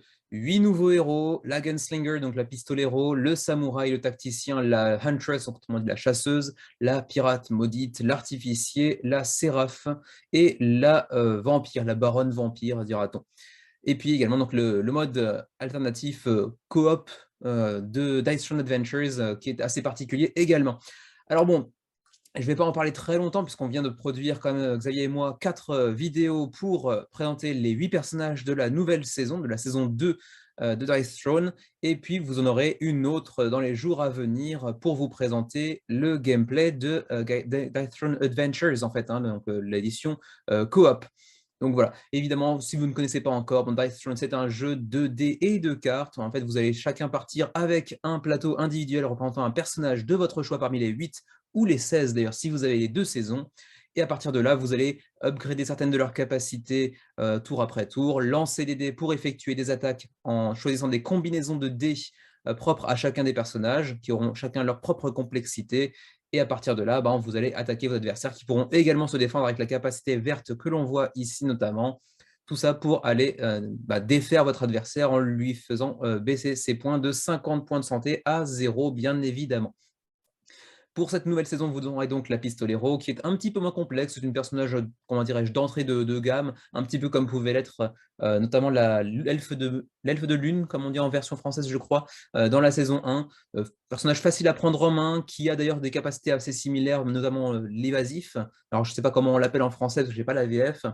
Mais personnage assez facile à utiliser avec une capacité de reload, donc de rechargement de ces deux armes, ces pistolets qui lui permettent d'affliger un peu plus de dégâts. On a le samouraï qui est assez facile à prendre en main également, même si ici on affiche un degré de complexité de 3, j'aurais peut-être mis, ouais, peut-être 2. Allez, c'est un petit peu plus complexe peut-être que le Gunslinger, effectivement, à 3. Lui qui se base sur des jets, des lancers de jets un peu moins nombreux, 2 jets au lieu de 3. Alors vous pouvez en faire 3 bien entendu, mais vous prendrez pas de bonus, alors que si vous jetez que 2 fois vos dés, vous pourrez gagner de l'honneur. Et votre samouraï, quand il utilisera de l'honneur, eh bien, il pourra infliger plus de dégâts que normalement, sachant qu'il fait déjà des dégâts assez costauds.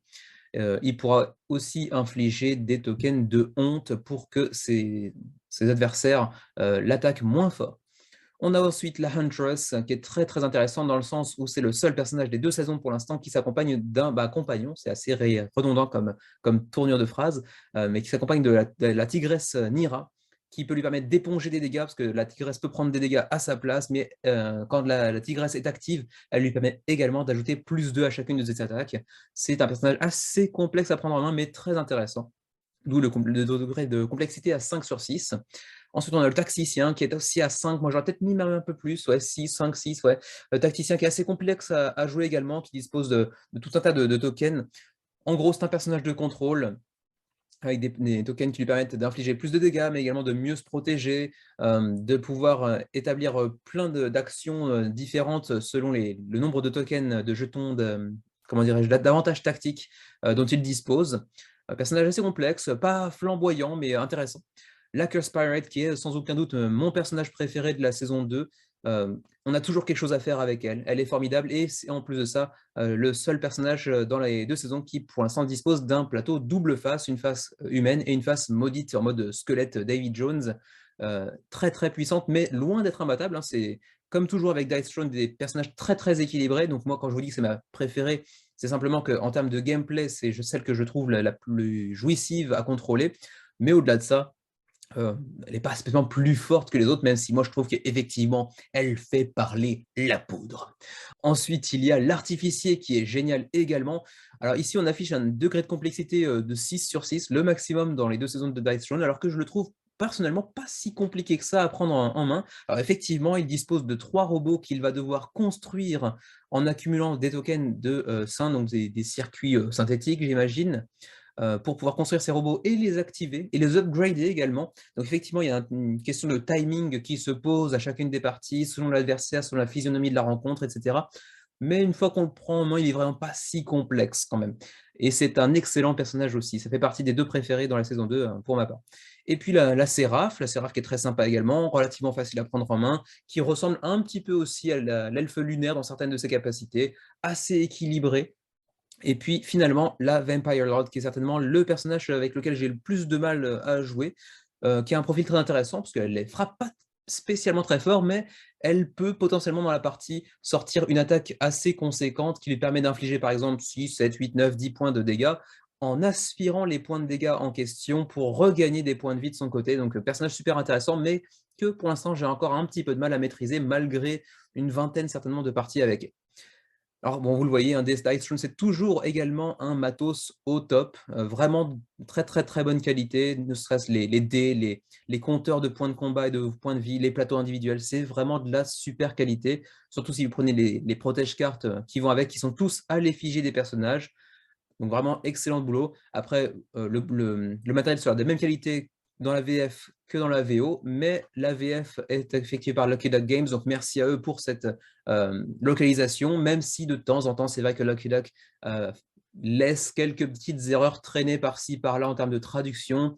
Ça gêne pas tant que ça en termes de gameplay, c'est tout à fait jouable, mais parfois c'est un peu gênant, surtout quand, par exemple, la stack limit, le nombre limite de jetons que l'on peut avoir sur notre personnage, est faussement représenté. J'ai cru voir un stack limite de 3 au lieu de 1 dans la VO. Ça, c'est un petit peu dérangeant pour le personnage en question.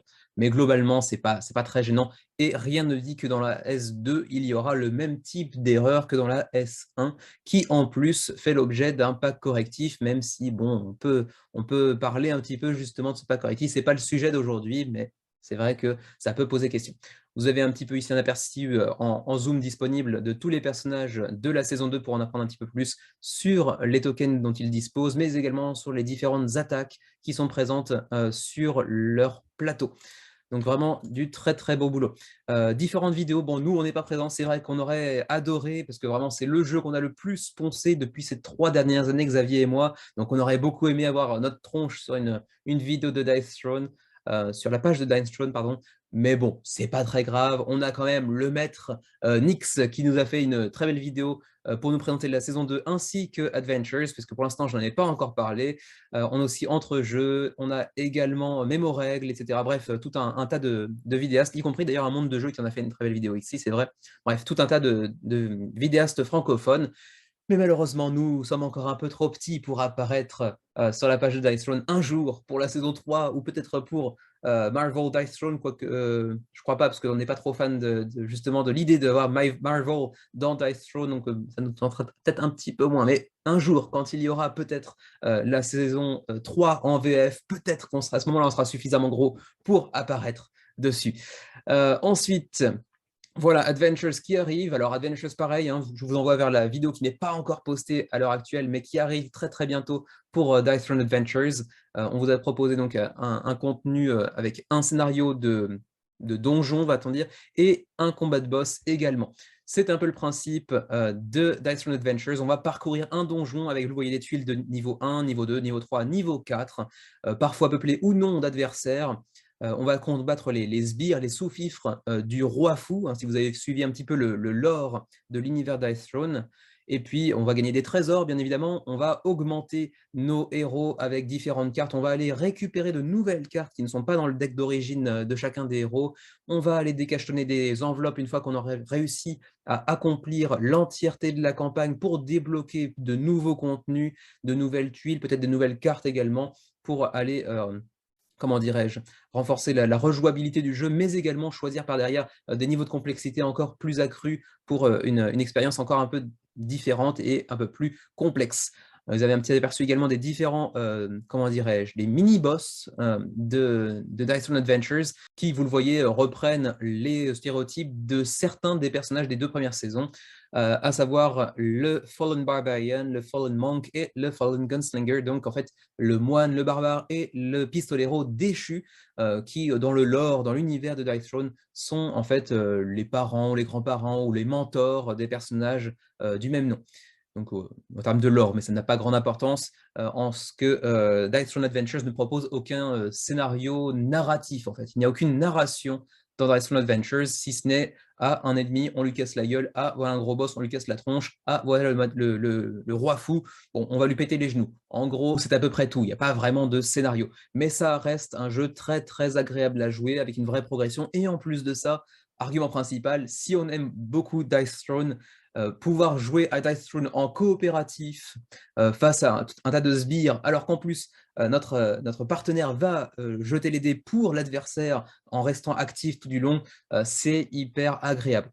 Après, en termes de, comment dirais-je, exploration de donjons, combat de boss, etc., il y a des jeux bien plus poussés, bien plus sophistiqués en termes de dungeon crawler, en termes de combat de boss, mais ça reste une expérience très agréable, surtout pour les fans de Dice Throne, d'autant plus que, vous le voyez, si vous prenez Dice Throne Adventures, vous avez également l'opportunité, parce que c'est un add-on, attention, de prendre toutes les figurines des 2 saisons. Alors, elles sont prépeintes ou non, c'est à vous de choisir également, mais la version prépeinte fait très bien le job. Si vous avez vu la vidéo que nous avons fait, Xavier et moi, nous avions choisi l'artificeur justement accompagné de l'elfe lunaire, si je me souviens bien. Vous avez pu voir que la qualité était quand même au rendez-vous, même si c'est vrai que si vous êtes amateur de peinture sur figurine, vous pourrez certainement faire un travail un petit peu plus, comment dirais-je, appréciable, même si ici, là, les renders qu'on voit ici donnent très très bien. Ce n'est certainement pas la qualité que vous pourrez avoir entre les mains si vous prenez les figurines pré-peintes, mais ça fait quand même largement le job. Alors ensuite, continuons un petit peu la découverte avec les pledges, les contreparties. Donc, on est à 80 € pour ceux qui s'intéresseraient uniquement à Dice Throne Adventures. Attention, si vous n'avez pas la saison 1 et que vous ne voulez pas la saison 2, mais Dice Throne Adventures, n'y comptez pas. Il faut forcément au moins un personnage pour pouvoir y jouer, même deux, puisque de toute façon, vous ne pouvez pas prendre de pack avec un seul personnage. Donc, il vous faudra au minimum un pack de 2 personnages pour pouvoir y jouer en coopération. Ensuite, la nouvelle saison, la saison 2, qui s'accompagne donc de 8 nouveaux personnages, 90 €, ce qui équivaut à peu près au prix qu'il y avait lors du Kickstarter de la VO. Ensuite, prenez le trône pour 200 €. Vous avez donc la complète Dice Throne Adventures avec son promo pack, la saison 2 avec son promo pack, les sleeves de la saison 2 également, quand même un ajout assez conséquent également, et puis les sleeves de Dice Throne Adventures aussi. Donc, en gros, les plus 30, puisqu'en fait là vous faites 80 plus 60, 90, pardon, ça fait 170, plus 30 pour tout ce qui est sleeves et les promo packs qui vont derrière. Est-ce que les sleeves vous intéressent ou pas? Ça, à vous de juger, vous pouvez ne pas les prendre également. Donc les add-ons, vous avez aussi la piste 2D que vous avez peut-être vue sur la vidéo avec Xavier, même s'il est d'une couleur un petit peu différente, la nôtre. Le playmat que j'utilise moi comme tapis de souris depuis 2 ans et qui est toujours en super bon état, que vous avez pu voir sur les vidéos de duel entre Xavier et moi-même d'ailleurs. Très très bonne qualité. Les figurines, 35-35 pour les 2 saisons. Pré-peintes apparemment, je ne vois pas de choix comme dans la VO avec pré-peintes ou non peintes. Peut-être qu'elles seront forcément peintes, du coup, je ne sais pas. Les sleeves pour Adventures, les sleeves pour la saison 1, pour la saison 2. Vous pouvez prendre aussi des add-ons de jeux, hein, comme Dice Throne Adventures en add-on, pourquoi pas, pour prendre une copie supplémentaire pour l'offrir par exemple. Une Battle Chest vide pour la première saison. Enfin, si vous avez pris uniquement les 4 boîtes individuelles, vous pouvez acheter la boîte vide en VO, attention. La boîte vide, même s'il est en VO, on s'en fout un peu. Mais pour stocker un petit peu, pour stocker vos 4 boîtes, vos 8 boîtes, pardon. Ensuite, les promo cards, bon ça, on s'en fout un peu. Ensuite, pour ce qui est d'expédition, mais d'abord, qu'est-ce que c'est que cette image? Ça n'a aucun rapport avec Dice Throne. C'est peut-être le lore avec la gunslinger et son père qui est devenu le gunslinger déchu. Enfin, moi, je sais pas trop bien à quoi ça correspond. Il me semble l'avoir déjà vu quelque part, c'est vrai, mais je m'étais déjà posé la question. Bref, quoi qu'il en soit. Pour la France, la Belgique et le Luxembourg, les frais de port sont à 5 €, ce qui est tout à fait acceptable. La Suisse, 21, bon, c'est assez conséquent en termes de différence, alors que géographiquement, bon, c'est juste à côté. Mais bon, la logistique ne se base pas uniquement sur le kilométrage, pardon. Guadeloupe, Martinique, bon, vous avez la chance de pouvoir le mettre la main dessus, mais ça coûte un peu plus cher, 26 €. Et par contre, si vous êtes à La Réunion, il faut vraiment, vraiment vraiment aimer le jeu. 99 € de frais de port, ça fait très très mal. Ensuite, il y a aussi les ratapack pour la saison 1. Bon, malheureusement, apparemment, si j'ai bien compris, ce sera juste des petits stickers qu'on collera sur les erreurs. Bon, ça, c'est un petit peu limite, mais en même temps, est-ce que vous allez réimprimer des fiches de personnages, des plateaux de personnages exprès pour ça? C'est vrai que c'était un petit peu compliqué aussi. Voilà pour Dice Throne saison 2 et Dice Throne Adventures. Le coup de cœur de la semaine, évidemment, vous vous en doutez un petit peu, je pense, si vous aviez suivi la chaîne depuis de nombreux mois, vous savez que ça fait partie des jeux qu'on préfère, Xavier et moi-même. Donc, sans surprise. 765 contributeurs, 145 000 € d'accumulés déjà, alors qu'il reste 10 jours avant la fin de la campagne. Vous me direz ce que vous en pensez. Moi, évidemment, je n'en suis pas parce qu'on a déjà tout le matos en VO, mais bien évidemment, très très content de voir Dice Throne arriver en français pour sa saison 2 et pour le Standalone Adventures. On enchaîne sur Tindaya du côté de chez GameFound, alors qu'ils viennent d'avoir tout pile 900 backers, c'est tout rond. À 2 semaines et demie de la fin de la campagne, il reste 16 jours et on a déjà accumulé 70 000 € environ sur un objectif de 28 000. Donc on est largement financé pour ce jeu qui nous vient de Red Mojo Games, une compagnie espagnole. D'ailleurs, l'auteur également, hein, Lolo González, est un auteur espagnol avec les illustrations de Javier Ingolem apparemment. C'est un jeu pour 1 à 4 joueurs, pour des parties d'environ 120 minutes, 13 ans et plus. Un jeu qui, en plus, bénéficie d'une version française, mais également de toute une ribambelle de langues alternatives, espagnol, italien, brésilien, enfin c'est du portugais du coup, tchèque, coréen, chinois, mais pas encore japonais, il faudrait. Dommage. Tindaya faisait partie, si vous avez regardé mon top 50 des jeux que j'attendais le plus pour 2022, je crois qu'il était dans les 20 premiers jeux que j'attendais pour l'année 2022. J'en attendais beaucoup et j'avoue que en termes de, comment dirais-je, de ce qu'il semble offrir en termes de sensations de gameplay, de rejouabilité, il semble tenir ses promesses. Pour autant, je suis pas spécialement dans l'optique de le backer. Si c'était une campagne qui avait lieu il y a 1 an, je l'aurais certainement déjà backé. Mais entre-temps, bon, il y a les frais de port qui ont pris un sacré coup, pour le Japon et puis aussi peut-être, une certaine, pas une lassitude, mais une sorte de maturité, c'est un peu prétentieux de dire ça comme ça, vis-à-vis de tout ce qui est, GameFound, Kickstarter et compagnie, qui fait que finalement je commence à regarder les projets de beaucoup plus près, avec un œil un peu plus, sévère peut-être, avant de considérer l'éventualité d'une contribution à une campagne. Mais pour autant, Tindaya a l'air très, très, très sympa. Alors, je le rappelle, c'est un jeu en coopération, mais qui vous propose également une version compétitive et également un mode solo, comme vous pouvez le voir ici, 1 à 4 joueurs. Jeu de, comment dirais-je, de contrôle de territoire, de stratégie de survie également, au sein d'un archipel de petites îles. En fait, c'est les îles Canaries, hein, en Espagne, enfin, les auteurs en viennent peut-être, d'ailleurs, en tout cas, ils sont espagnols, que vous devrez défendre contre les envahisseurs en utilisant certains pouvoirs divins, en faisant attention aussi à satisfaire les volontés des dieux, ce sans quoi ils provoqueront des catastrophes naturelles.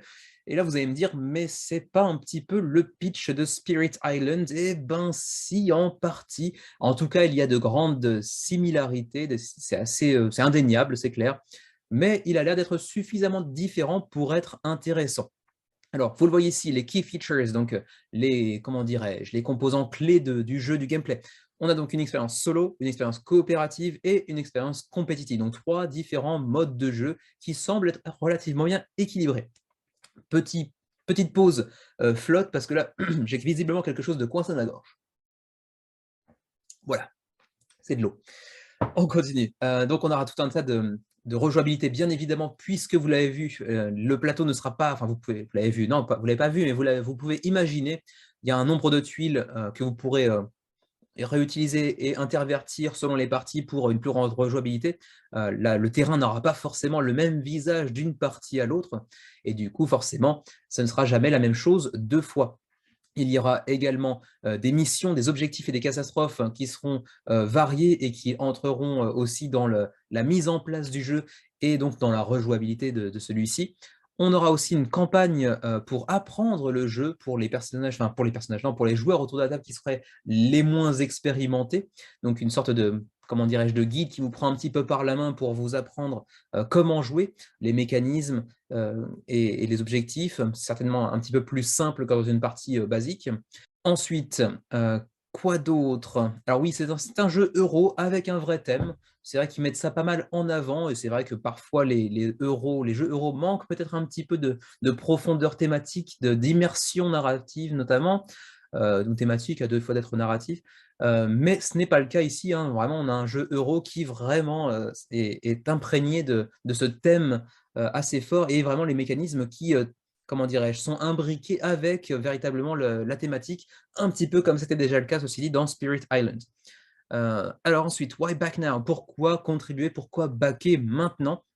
Alors, tout d'abord, sachez-le, il y aura une version deluxe et c'est à peu près tout. Il n'y a pas d'autre pledge. Il y aura bien une version retail, donc une version magasin qui arrivera par la suite, mais avec un petit peu moins de matériel, ou un matériel un petit peu moins deluxe, dira-t-on. Ici, c'est uniquement la version deluxe, donc c'est le moment de l'acquérir si vous voulez vraiment le jeu, que vous êtes fan de l'idée que ça la propose. C'est peut-être mieux de le backer maintenant plutôt que d'aller attendre la version en magasin qui sera peut-être un petit peu moins classe, par exemple. Ensuite, dans le Deluxe, il y aura notamment des miniatures, au nombre de 7 apparemment. Alors c'est vrai que le petit mélange meeple miniature, j'ai vu certaines personnes qui critiquaient un petit peu ce choix. C'est vrai que visuellement parlant, c'est assez bizarre de voir des meeples à côté de jolies figurines.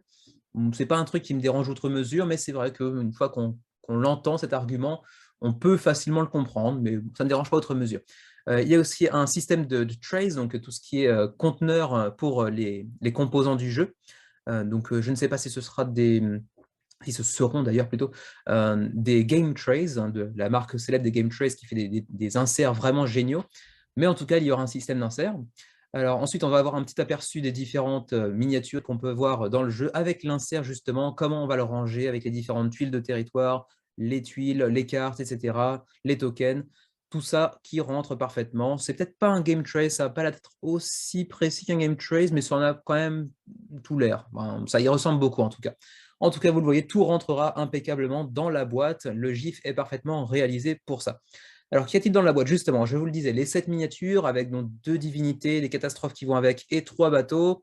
Ensuite, 8 bases, enfin 8 grandes tuiles de base océanique à partir desquelles vous allez composer votre plateau de jeu en début de chaque partie. Des tuiles de terrain de différents types, bien évidemment, et double face. Ensuite, des campements au nombre de 24 qui eux aussi seront double face. Ensuite, on aura un panneau, disons, plutôt qu'un plateau, un panneau de wilderness, donc de vie sauvage, on va dire, qui sera lui aussi double face. On aura des petits meeples de cochons et de chèvres. Là, par contre, je n'ai pas vraiment cherché à savoir à quoi ils servaient vraiment dans le jeu. On a un autre panneau qui est en fait le panneau de Tindaya hein, pour les 2 divinités qu'on voit ici. J'imagine que c'est en rapport avec les catastrophes qu'ils pourront provoquer si jamais vous ne les satisfaisez pas. Les dés qui vont avec, bien entendu, des canoës, des matériaux, il y a un petit peu de gestion de ressources là-dedans, et puis ensuite tous les plateaux individuels avec les cubes et les meeples qui vont dessus pour les ressources, les endroits où vous allez placer vos meeples, etc., etc. Tout un tas de cartes, bien évidemment, puisque c'est un jeu qui ressemble aussi en cela un petit peu à Spirit Island, même s'il est un petit peu moins basé uniquement sur les cartes que Spirit Island, j'ai l'impression.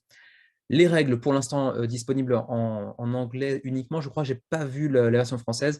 Ensuite, vous avez l'insert qui est, encore une fois, vous l'avez vu tout à l'heure, assez bien pensé, qui a l'air d'être assez classe, assez pratique. Bon, ensuite, il y a tout un point sur la philosophie de l'éditeur, comment il voit les choses, proposer une seule boîte plutôt que de proposer des stretch goals dans une boîte alternative, etc.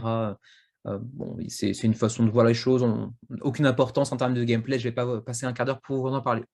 Le pledge, je vous l'ai dit tout à l'heure, il n'y en a qu'un seul, c'est l'édition Deluxe.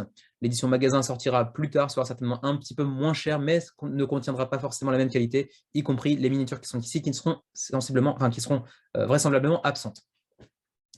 Voilà, pour le contenu, on l'a déjà vu un petit peu tout à l'heure, de toute façon, il n'y a qu'un seul pledge, donc le contenu, vous l'avez déjà vu ici. Ensuite, les stretch goals, on verra plutôt lors du suivi du menu crowdfunding. Ensuite, le how to play, bon, bah, tout dépend bien évidemment du mode de jeu que vous allez sélectionner en début de partie, un mode alliance en coopération totale ou un mode dominion pour 2 à 4 joueurs. Donc celui-ci ne sera pas disponible en solo et c'est un mode compétitif où tous les joueurs perdent à moins qu'un seul l'emporte. Ensuite, vous avez différentes phases de jeu qui sont présentées ici, avec une phase de stratégie, une phase d'action et une phase de fin d'air, parce que je crois qu'il y aura 3 ou 4 airs, 3 airs, c'est ça, 3 airs, 3 airs, c'est assez difficile à... C'est pas difficile à prononcer, mais c'est assez bizarre de faire la liaison là-dessus. 3 airs de jeu avant la fin de partie pour décider de savoir si vous allez emporter ou pas. Vous voyez également que certaines tuiles, via des catastrophes comme ici le tsunami, vont être amenées à disparaître, par exemple.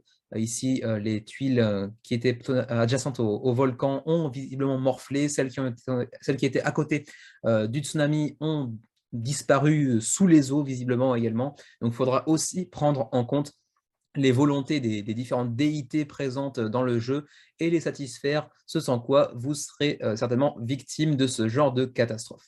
Pour ce qui est des actions de manière un peu plus précise, elles sont présentées ici, mais on ne va pas passer trop de temps non plus pour ne pas alourdir inutilement la vidéo. Je pense que vous aurez déjà compris après comment se présente le jeu. Vous avez le livret de règles en anglais et en espagnol, mais malheureusement pas encore en français, même si le projet sera disponible en français. Et ensuite, on va peut-être voir les vidéos. Je crois qu'il n'y avait pas de vidéo français. On en a en anglais, en allemand, me semble-t-il, en espagnol. Voilà, mais pas en français, me semble-t-il. C'est quand même assez dommage si c'est le cas, en tout cas. Non, il n'y a pas de vidéo en français. On en a en italien aussi, en polonais, en russe, mais il n'y en a pas en français. Ça, c'est quand même un peu la honte. C'est quand même dommage. Nous, on avait quand même, enfin, j'avais envoyé un mail, mais étant au Japon, ça faisait un petit peu trop loin pour le proto à envoyer. C'est vrai que ça coûte assez cher. Ça, c'est un petit peu le point faible de la chaîne aussi. Habiter au Japon, ça n'aide pas pour recevoir des prototypes. Vous pouvez le tester, ceci dit, pardon, sur Tabletopia pour vous faire une idée. Bon, il ne faut pas être récalcitrant à l'anglais puisque pour l'instant, la version française n'est pas encore disponible, mais ça pourrait vous donner une première idée. Après, c'est vrai que si vous avez Spirit Island et que vous pensez que c'est un petit peu trop similaire, je pourrais comprendre également que le jeu ne vous intéresse pas outre mesure. J'ai Spirit Island, j'avoue que Tindaya me fait quand même de l'œil, peut-être pas suffisamment pour aller jusqu'à le baquer, même s'il a l'air d'être très sympa. Mais déjà, j'ai du mal à sortir Spirit Island. Et vous me direz, il est excellent en solo. Oui, c'est vrai, j'y ai joué une fois en solo, il est très très très sympa, mais j'ai quand même tendance, déjà par manque de temps aussi, beaucoup de temps passé sur la chaîne aussi, il faut bien dire, à sortir des jeux solo qui font plus d'une heure, quoi, en gros. Donc Spirit Island, bon, ça peut se jouer certainement plus vite si je prends l'habitude d'y jouer, mais en général, c'est un peu plus long que ça. Ensuite, le projet devrait théoriquement vous parvenir en décembre prochain. Après ça, bon, vous ajoutez bien évidemment le résultat d'un des 6 pour compter les mois de retard potentiels. Ça peut être très court comme assez long parfois. Parfois, un D12 devrait être plus à même de vous donner un résultat concret. Pour le shipping, ensuite, pour l'Europe, alors ça dépend du pays où vous êtes, mais pour la France et la Belgique ou le Luxembourg, par exemple, pour les francophones, c'est 10 euros. Pour les monégasques ou encore les Suisses, c'est du 16 euros. Ensuite, pour le Canada, c'est 14 euros. Et pour nous qui sommes en Asie, au Japon plus précisément, 22 euros. C'est pas trop différent de ce que vous aurez à payer en termes de frais de port, d'autant plus que vous aurez certainement la TVA par-dessus, j'imagine, alors que nous ne l'aurons pas. Oui, c'est ça, la TVA sera impactée dans le Pledge Manager, sera ajoutée dans le Pledge Manager, donc finalement, vous paierez aussi cher que nous au final.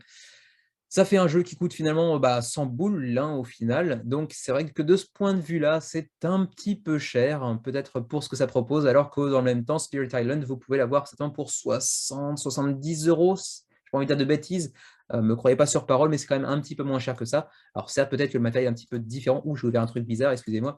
Hop, voilà. Donc c'est certainement un petit peu plus cher que ce que peut proposer Spirit Island. Après, est-ce que les 2 jeux sont comparables à ce point-là, au point que je le cite plusieurs fois dans la vidéo?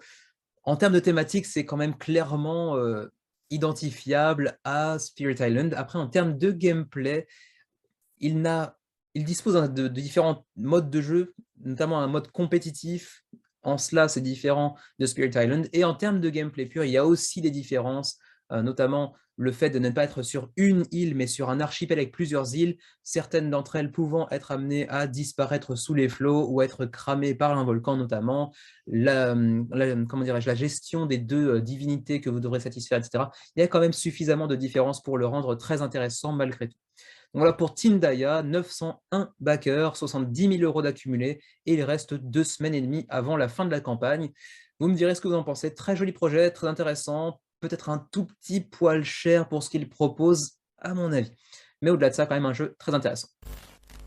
On enchaîne sur Kingdoms Fallen, Dragons, Devils and Kings, un autre projet qui faisait partie de mon top 50 des jeux les plus attendus de l'année. Peut-être un peu plus bas que Tindaya, si je me souviens bien, ou peut-être un petit peu plus haut. Enfin, c'est dans la même position, peut-être dans le top 20, dans le top 30. Alors, jeu que j'attendais beaucoup, pas pour le baquer, paradoxalement, ça peut sembler un peu contradictoire. Je l'ai placé assez haut parce que j'avais hâte de voir ce que pouvait proposer l'univers de Kingdoms Fallen et la campagne, comment ça allait être géré. Mais c'est typiquement pas un jeu pour moi. C'est un jeu en campagne, qui n'est pas un jeu qui se finit à proprement parler. Vous pourrez finir une campagne, mais continuer à jouer en sachant que les différentes campagnes que vous aurez effectuées dessus auront un impact sur les prochaines parties. L'histoire que vous aurez développée avec votre personnage aura un impact sur le long terme au cours des prochaines parties. De ce point de vue, c'est assez intéressant, mais ce n'est pas un jeu pour moi. C'est un jeu lourd, un jeu long, un jeu narratif, généralement pas des jeux qui sortent facilement chez moi, et un jeu avec un petit peu de kiloplastique. C'est pas non plus le plus gros kiloplastique qu'on a vu. Il y a aussi des standees pour ce qu'ils appellent les mobs, donc les personnages, les adversaires de ce type-là, les ennemis de faible niveau, qui eux disposent uniquement de standees et non de miniatures, mais c'est quand même assez riche en plastique, et ça aussi finalement, je remarque que chez moi, c'est pas spécialement un type de jeu très présent dans ma ludothèque. J'ai très peu de jeux à miniatures, même s'il y en a quelques-uns qui vont arriver dans les mois à venir, tels que par exemple Ibris ou encore Scarface 1920, mais en général, j'en prends pas trop. Mais l'univers, par contre, me tente beaucoup. Si vous avez vu la vidéo justement dans le top 50, dans laquelle je mentionne Kingdoms Fallen, vous avez déjà vu quelques artworks, c'est généralement magnifique. Après, il y a quelque chose à dire aussi sur l'artwork, on va peut-être en voir quelques-uns justement ici. Celui-ci, par exemple, très très joli. L'univers visuel des artworks présentés est vraiment très très joli. C'est du dark fantasy, c'est très joliment réalisé. Mais finalement, on va voir que sur les cartes, sur certaines des cartes en tout cas, c'est pas exactement ce à quoi je m'attendais. Je m'attendais justement à des illustrations du même type et c'est un peu plus proche de cartes avec un aspect, enluminure, assez joli aussi, mais assez différent de ce que j'attendais. Avec les artworks sont toujours aussi beaux, mais les cartes peut-être un petit peu moins. Alors là, je passe un petit peu parce qu'en fait, c'est assez compliqué de parler de la campagne de Kingdoms Forlorn pour la simple et bonne raison que vous voyez peut-être ici, voilà l'ascenseur, la barre de défilement, c'est énorme, la campagne est beaucoup, beaucoup trop grosse en fait. Hem, il faudrait qu'on en fasse, une discussion un de ces jours, peut-être avec, d'autres vidéastes, pour exprimer un peu nos avis là-dessus, enfin pour voir ce que les autres pensent, parce que je suis pas persuadé qu'une campagne, aussi longue en termes de quantité d'informations, de quantité d'aspects visuels, est-ce que c'est vraiment très vendeur? Dites-moi ce que vous en pensez vous-même d'ailleurs en commentaire. On ne va pas attendre de faire une vidéo avec d'autres vidéastes pour en parler. Dites-moi ce que vous en pensez en commentaire. Est-ce qu'une page qui contient autant d'informations sur laquelle il faut défiler pendant 10 minutes pour, enfin et en plus lire tout en anglais, il y a une masse de texte dans la campagne.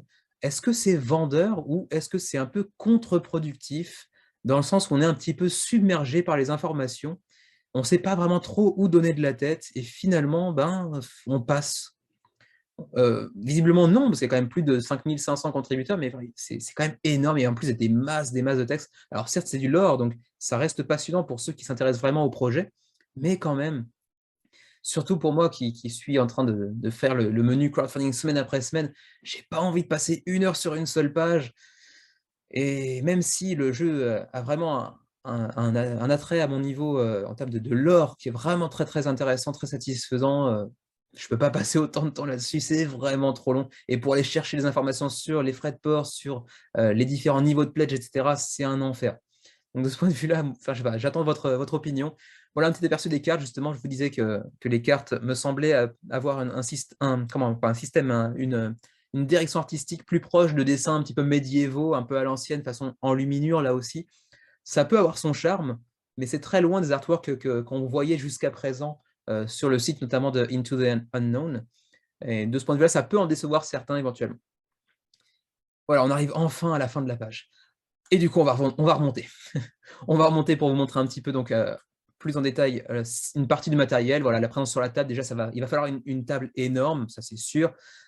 Ensuite, on va essayer d'aller trouver là c'est un petit peu des stretch goals qu'on a déjà débloqués, hein, avec de nouvelles miniatures, de nouveaux personnages, de nouveaux, sbires en gros, de nouveaux ennemis, de nouveaux monstres.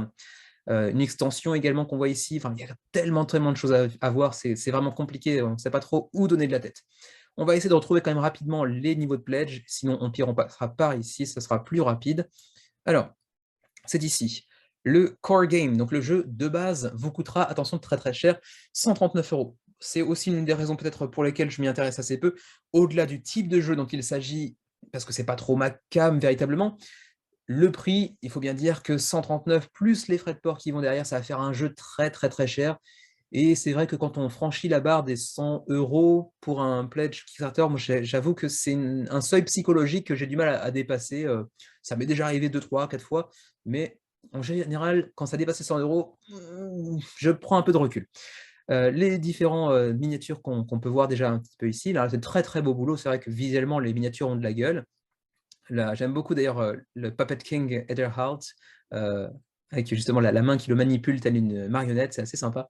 J'aime bien le concept. Des dragons, bah, les dragons ne sont pas forcément magnifiques, ils ont un style un peu bizarre, au moins ils sont originaux. Ça a un vrai côté, Kingdom Death Monster, c'est très clair, les comparaisons sont assez fréquentes entre les 2 jeux d'ailleurs, mais il semble avoir sa propre personnalité malgré tout. Ensuite, on a, d'autres personnages, enfin on a les 4 Night Sheets par exemple, on a plus de 350 cartes de combat avec, de l'intelligence artificielle bien évidemment pour, gérer les adversaires. On a plus de 400 cartes, pour, les knights, donc les différents chevaliers que vous pourrez contrôler. On a des cartes, enfin des vraies cartes pour le coup, hein, des cartes du monde quoi, hein, qui viendront s'imbriquer pour aller construire un décor dans lequel vous pourrez aller explorer, rencontrer différents personnages, qu'ils soient, joueurs du jeu, enfin joueurs autour de la table ou, non joueurs, hein, des personnages non joueurs. On a des dés dans tous les sens, bien évidemment. On a des tuiles supplémentaires pour aller ajouter du terrain, et cetera, et cetera. Il y a une masse de matériel, bien évidemment. Ensuite, pour 82 € de plus, vous pouvez aller ajouter une extension intitulée 10,000 Succulent Fears. Donc, comment on pourrait traduire ça? Les 10 000 peurs succulentes. Bon, c'est une traduction approximative très littérale, pas forcément très élégante, qui viendra vous apporter encore plus de matos et un peu plus de gameplay également. Je crois avoir lu quelque part qu'il y a plus de 150 heures de gameplay purement narratif. Donc, comment vous dire? Ça aussi, on en a parlé récemment avec Adrien de la chaîne Nix et Nico de Crash Test Meeple. Euh, Finalement, quand on achète un jeu de ce titre, de cet acabit, est-ce qu'il sort véritablement suffisamment pour justifier ces 150 heures de gameplay? Est-ce qu'on va les jouer vraiment? J'aurais forcément envie de vous répondre non, et je pense qu'on sera plusieurs à le constater quand on a un jeu qui propose 150 heures de campagne. Combien dépasse les 20 ou 30 heures? Surtout quand derrière, on en prendra encore un, deux, trois autres jeux du même genre, narratif, en campagne, avec une centaine d'heures de jeu. Combien finissent Gloomhaven, par exemple, à titre d'exemple, hein, vraiment? Certains me répondront peut-être, moi je l'ai fini, mais oui, bien sûr, certains le finissent, mais je ne pense pas que ce soit la majorité. Comme disait l'autre, il y a aussi des poissons volants, mais ils ne constituent pas la majorité de l'espèce. Alors, on continue un petit peu plus bas, on va aller voir les différents niveaux de pledge. On a déjà vu le Corp Game qui est à 139 €. Ensuite, on a le 221 pour ajouter à cela donc le Elite Core Game Pledge pour avoir donc, le Core Game plus l'extension qu'on vient de mentionner. Ensuite, on a des add-ons avec par exemple le Tale of Sir Gallant, donc le conte du Sire Galant pour 29 € qui vient apporter un nouveau chevalier, un nouveau personnage avec bien entendu tout le matériel qui va avec, toutes les cartes également. Ensuite, pour 9 €, on a aussi Commonwealth Princess et Little Sales Little Mini, donc Mini pour le singe qu'on a vu plusieurs fois dans les artworks, ainsi que la princesse du Commonwealth. Bon, là, je ne sais pas très bien à quoi ça correspond, mais il y a tellement de données là-dedans. Les dés pour 17 €, vous pourrez prendre un set de dés supplémentaires, peut-être pour pouvoir jouer à plusieurs joueurs sans avoir à se passer les dés les uns les autres tout le temps en permanence. Le playmat central, je n'ai pas l'impression qu'il ait un grand intérêt en termes d'ergonomie du jeu, mais pourquoi pas. Les sleeves dans tous les sens, évidemment, il y aura beaucoup de cartes dans beaucoup de sleeves, donc ça coûte très cher. 49 € pour un artbook, c'est vrai que là, par contre, l'artbook peut valoir la peine. 256 pages avec des artworks dans tous les sens, et les artworks sont généralement magnifiques. Donc là, si on est fan, pourquoi pas. Après, généralement, les artbooks de ce type de campagne, on les ouvre une fois ou deux au début enfin, après la réception, puis après, bon, ça prend un peu la poussière, soyons honnêtes. Allez, on va passer directement, parce qu'il y a trop d'informations, on va passer directement maintenant. Il faut quand même que je précise un petit peu le gameplay, c'est vrai. Je ne l'ai pas encore dit, mais bon, c'est un jeu avec de l'exploration, avec un monde en perpétuel changement en fonction de ce que vous allez vivre dans votre campagne, ce que vous allez accomplir avec votre personnage, en solo comme en coopératif, sachant que ce n'est pas vraiment un coopératif dans le sens où on entend, eux-mêmes présentent ça comme un solo-opératif, c'est-à-dire que vous pouvez le jouer en solo ou en coopération, mais vous aurez certes une coopération possible entre les joueurs, mais qui ne sera pas forcément nécessaire en permanence, qui n'aura pas un impact véritable sur les histoires de l'un ou de l'autre. Vous pourrez vous aventurer les uns les autres dans des contrées parfaitement différentes du monde de Kingdoms Forlorn, et de temps en temps vous réunir pour accomplir certaines quêtes, vous aider les uns les autres, mais ce n'est pas forcément une nécessité, en gros. Et au-delà de ça, les combats ont l'air assez intéressants aussi, dans le sens où ils reprennent en partie ce que peut proposer notamment Cthulhu Death Medai, à savoir des combats dans lesquels, en fait, plus vous perdez de points de vie, plus vous devenez puissant. Et ça, c'est vrai que c'est assez intéressant, c'est un mécanisme de combat. Je ne suis pas du tout expert en la matière, donc ne me jetez pas la pierre si je dis une bêtise, mais c'est quelque chose que moi, personnellement, j'ai vu assez rarement. On voit souvent le contraire, en fait, ce qui est assez logique en termes de réalisme. Plus on est abîmé, plus on est endommagé par les dégâts adverses, moins on est costaud en théorie, mais avoir la possibilité de mener des combats au long cours dans lesquels on devient de plus en plus puissant à mesure qu'on approche de la mort, c'est assez jouissif en termes de gameplay, en fait, parce que tout simplement, on ne va pas forcément regretter de prendre certains dégâts, on va même parfois faire en sorte de prendre un dégât pour pouvoir ensuite accéder à telle ou telle compétence supplémentaire et qui nous rend encore plus puissants. Donc c'est un mécanisme assez intéressant que j'aimerais beaucoup essayer, notamment via Kingdoms Forlorn, même si les quelques parties qu'on a pu faire avec Xavier sur Cthulhu Death Medai m'avaient déjà convaincu que c'était un mécanisme vraiment très sympa. Voilà, on va passer maintenant directement, hein, j'ai parlé un petit peu trop, je pense, de Kingdoms Fallen, mais c'est vrai qu'il y a tellement d'informations. Pas directement donc au Fredport. D'abord, le petit encart sur TTS, hein, vous pouvez l'essayer sur Tabletop Simulator. Alors, c'est une démo, il n'y aura pas forcément l'étendue de ce que peut proposer le jeu véritablement, mais ça vous donnera déjà un premier aperçu. Ensuite, les différentes vidéos, bon, ça on passe bien évidemment. On va aller voir directement les frais de port que je ne trouve pas. Oh, la loose. On va les retrouver un peu plus haut. Voilà, c'est ici, je crois. Oui. Oh, ils ont un encart vraiment très simple en comparaison avec l'ensemble de la campagne, c'est beaucoup plus court. Alors, pour les États-Unis, on s'en fout. L'Europe, 27, 35, 33, 39, ça dépend du pledge que vous aurez à choisir, le pledge de base ou le pledge avec l'extension. Et ensuite, pour chacun des deux pledges, une fourchette de prix qui pourrait être amenée à varier un petit peu selon peut-être le pays où vous habitez, ou peut-être qu'il se laisse aussi un petit peu de marge en cas de fluctuation, parce qu'il y en a quand même beaucoup ces derniers mois, en fonction de la situation du fret international. Pour le Canada, ce sera 35 à 39 euros, 39 à 44. En euros puis en dollars? Ah non, excusez-moi, c'est pas du tout une question de pledge en fait. C'est 27 pour le premier pledge et 35 pour le second pledge. C'est juste qu'à côté, c'est en dollars. D'accord, excusez-moi. My bad, comme on dit. Donc 27 pour le premier pledge, j'imagine, 35 pour le second, à moins qu'il s'agisse d'une fourchette. 35-39 pour le Canada. En Asie, 31-35, on n'est pas plus mal lotis que les Canadiens. Donc de ce point de vue-là, on a un peu de chance. C'est pas pour autant ça qui va me convaincre d'aller pledger, mais c'est vrai que c'est quand même plus sympa de voir que de temps en temps, on n'est pas trop mal loti. Donc voilà pour Kingdoms Forlorn, le gros mastodonte de la semaine avec déjà 5326 contributeurs et près de 700, pas près d'ailleurs, on a déjà dépassé les 720 000 euros sur 50 000 de base. C'est une campagne qui clairement va aller chercher le million à terme. On va dépasser le million d'euros, c'est une certitude. Jusqu'où ira-t-on d'ici la fin de la campagne à laquelle il reste 17 jours? Bon, c'est encore un petit peu tôt pour le dire, mais je pense qu'on va aller chercher le 1,5 million certainement. Peut-être un peu plus d'ailleurs. Ça dépendra aussi des stretch goals débloqués. Voilà pour Kingdoms Forlorn, gros projet de la semaine, même si ce n'est pas forcément le coup de cœur de la semaine. On enchaîne et on conclut également par la campagne de Earth, en français qui plus est, puisque l'auteur lui-même n'est pas français, mais est québécois, donc francophone. Vous avez peut-être aperçu Maxime sur la page de la communauté des ludistes francophones. Il en parle pas mal depuis quelques jours de son jeu et il fait vraiment plaisir à voir dans ses commentaires. On voit que c'est un rêve qui se réalise pour lui de voir sa campagne atteindre des sommets, hein, 3708 contributeurs pour son premier jeu, même s'il a bien évidemment le soutien de Inside Up Games, son éditeur, hein, c'est pas un projet qu'il porte tout seul, mais c'est vrai que de le voir, ravi de voir atteindre la place numéro 1 dans la hotness list de BGG par exemple, c'est vrai que ça réchauffe le cœur, ça fait plaisir à voir.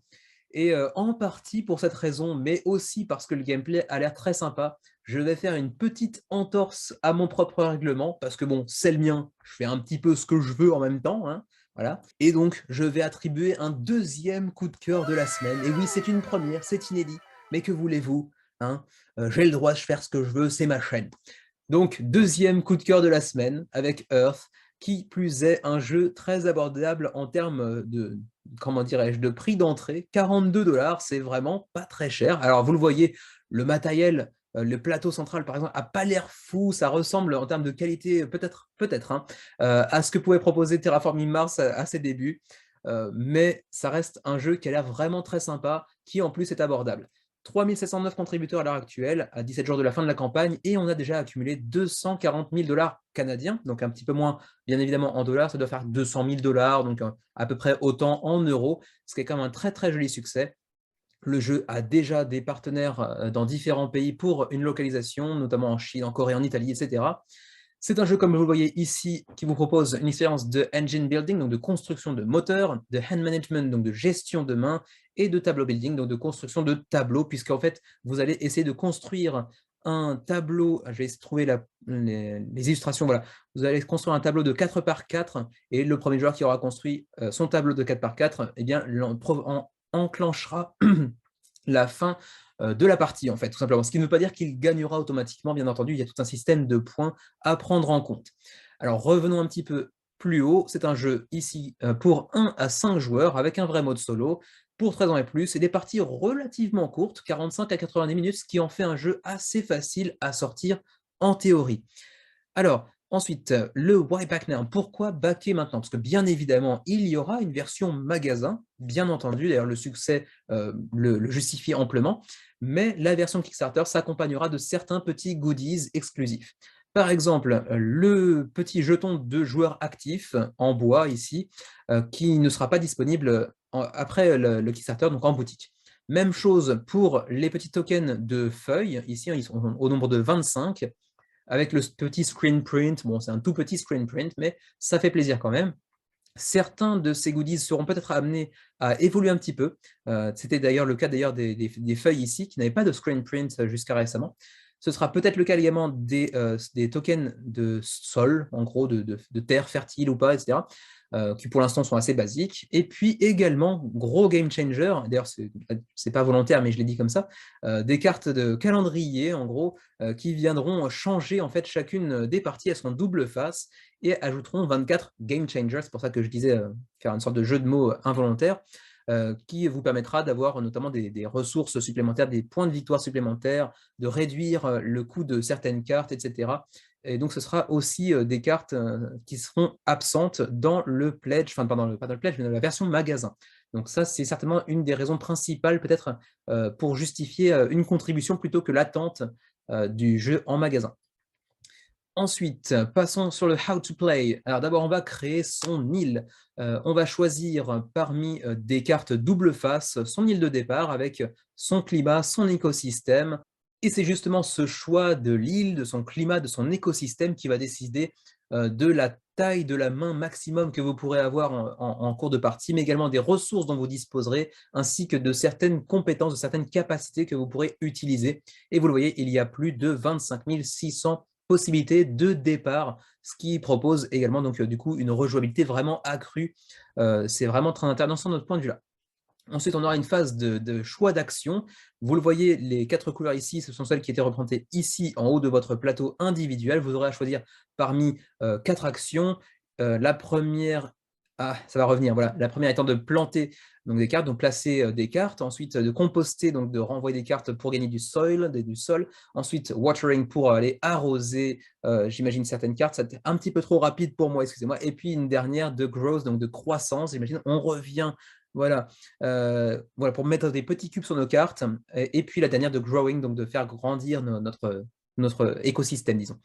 Ensuite, on pourra aller bénéficier, enfin bon, pas bénéficier, mais récolter des ressources. En fait, le joueur actif va pouvoir engranger certaines ressources et dans le même temps, les autres joueurs pourront également en prendre, mais moins.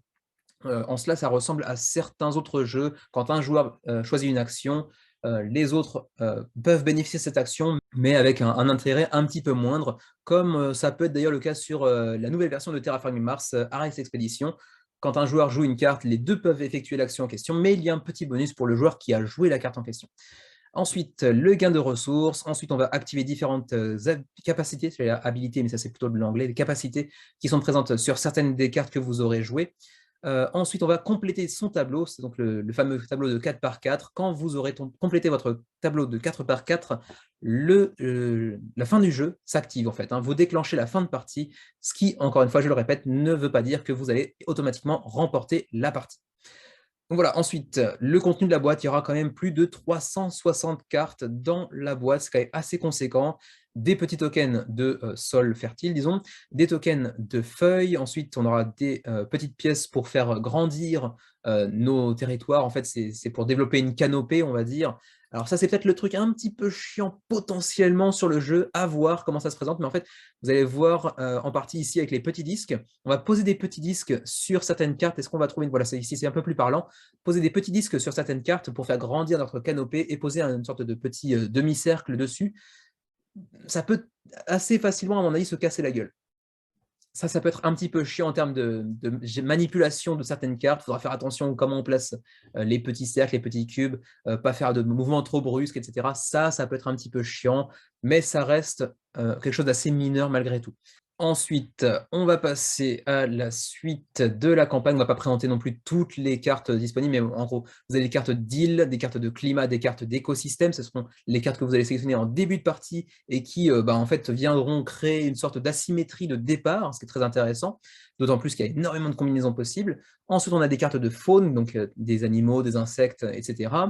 Des cartes de plantes, c'est la majorité. La majorité des cartes de votre tableau individuel sera certainement composée de cartes de plantes.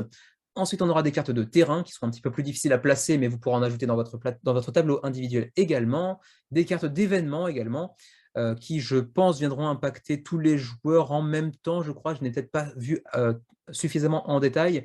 Les cartes pour le solo, apparemment très peu de cartes nécessaires pour pouvoir jouer en solo. Apparemment, il y en a 6 et c'est à peu près tout, ce qui en fait un solo assez facile à sortir et à manipuler, j'ai l'impression en tout cas, avec une vraie IA. Ce n'est pas une course contre vous-même en termes de points, il faudra vraiment battre une intelligence artificielle dénommée Gaïa. On a ici un lien pour aller voir toutes les cartes. Est-ce que c'est toutes les cartes du jeu ou seulement les cartes du solo? Je pense que c'est toutes les cartes du jeu. En add-on, vous pouvez aussi ajouter un insert en bois assez classe pour aller inclure toutes les cartes avec des séparateurs, mais également toutes les ressources.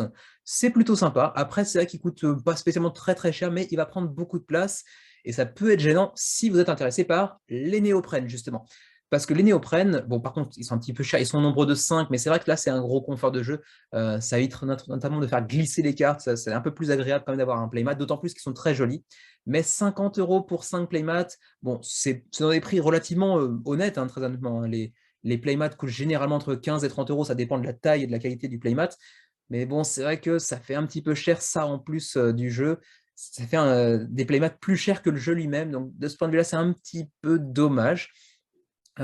Et donc, je disais tout à l'heure que c'est un petit peu gros en termes d'espace, les inserts en bois, parce qu'en fait, si vous avez les néoprènes, ils ne rentrent pas dans la boîte si vous avez l'insert en bois. Si vous n'avez pas l'insert en bois, il rentre. Si vous avez l'insert en bois, il ne rentre plus. Donc ça, c'est un petit peu dommage, mais en même temps, c'est assez compréhensible aussi. Vous pouvez les stocker ailleurs, bien entendu. Ensuite, on va passer directement aux frais de port, puisque de toute façon, le shipping, c'est la seule chose qui peut être différente d'un pays à l'autre, parce qu'en fait, le pledge, il n'y en a qu'un. Vous l'avez vu tout à l'heure, c'est du 42 $.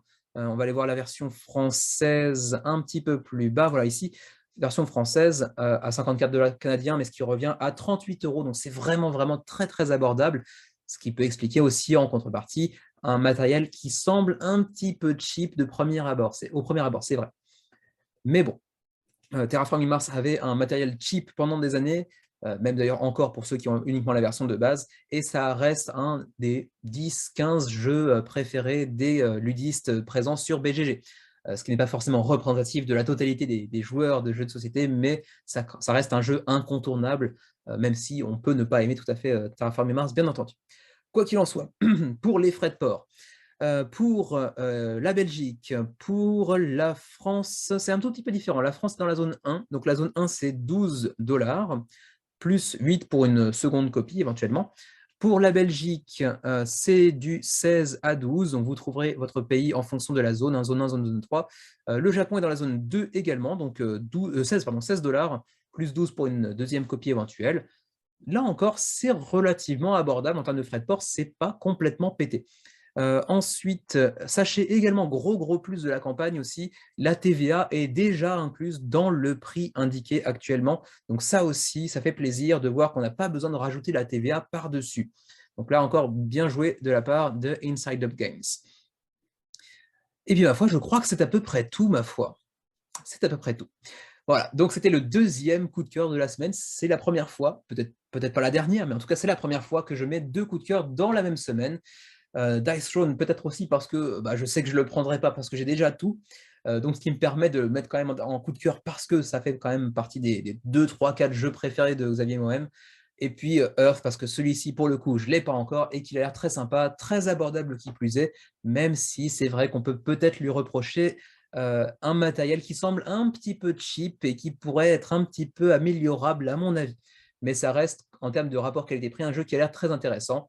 D'où les quand même 3710 contributeurs à l'heure actuelle, à 17 jours de la fin de la campagne, qui en plus, je crois, nous provient d'un éditeur qui n'est pas spécialement énorme. Je vais juste aller vérifier ça par curiosité. Je n'étais pas encore abonné d'ailleurs. Les projets créés pour l'instant, c'est UK, Block and Key, c'est vrai. Quick and the Undead, ok, donc il a fait quand même quelques jeux, mais c'est vrai qu'ils n'étaient pas aussi énormes en termes de public. On a du 2000 ici, on a du 300, du 500, du 700, 700, 2000. Ouais, c'est certainement le jeu qui... Enfin, c'est déjà le cas d'ailleurs, hein. C'est leur plus grosse campagne, d'ores et déjà. C'est leur plus grosse campagne, leur plus gros succès à ce jour. Et il y a bien une raison derrière ça. Très jolies illustrations, les photos ont l'air magnifiques sur les cartes. C'est vrai que le matériel n'est pas extraordinaire, mais ça reste un jeu hyper intriguant. Ça pourrait être mon premier bac de l'année. Ça fait plusieurs fois que je le répète entre Chang'an, Raglan Run et Earth. Ça va se passer entre ces trois-là. Mais Earth, je pense que c'est plus ou moins une certitude maintenant que soit Xavier, soit moi allons le baquer. Et ma foi, c'est à peu près tout pour cette semaine. Une semaine assez chargée. Pas énormément en termes de quantité de jeux, mais il y a du gros jeu cette semaine, des jeux sur lesquels j'ai passé pas mal de temps, que ce soit Dice Throne, Kingdoms Fallen ou encore Earth par exemple. Mais il le méritait certainement. Vous me direz ce que vous en pensez. Est-ce que cette semaine, vous allez succomber à la tentation? Dites-moi en commentaire lesquels auront su vous convaincre de mettre une petite piécette, ne serait-ce que pour aller au Pledge Manager, ou un petit peu plus pour certains jeux qui auront su vous convaincre suffisamment pour mettre la somme totale d'entrée de jeu, ceux qui auront fait parler la poudre.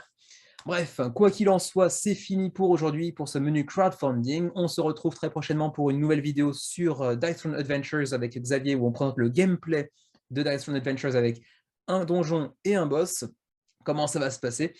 Et puis d'ici là, je vous retrouve de toute façon très prochainement pour le suivi du menu crowdfunding mercredi prochain. Merci de m'avoir suivi encore aujourd'hui et on se retrouve très bientôt. Portez-vous bien et à la prochaine.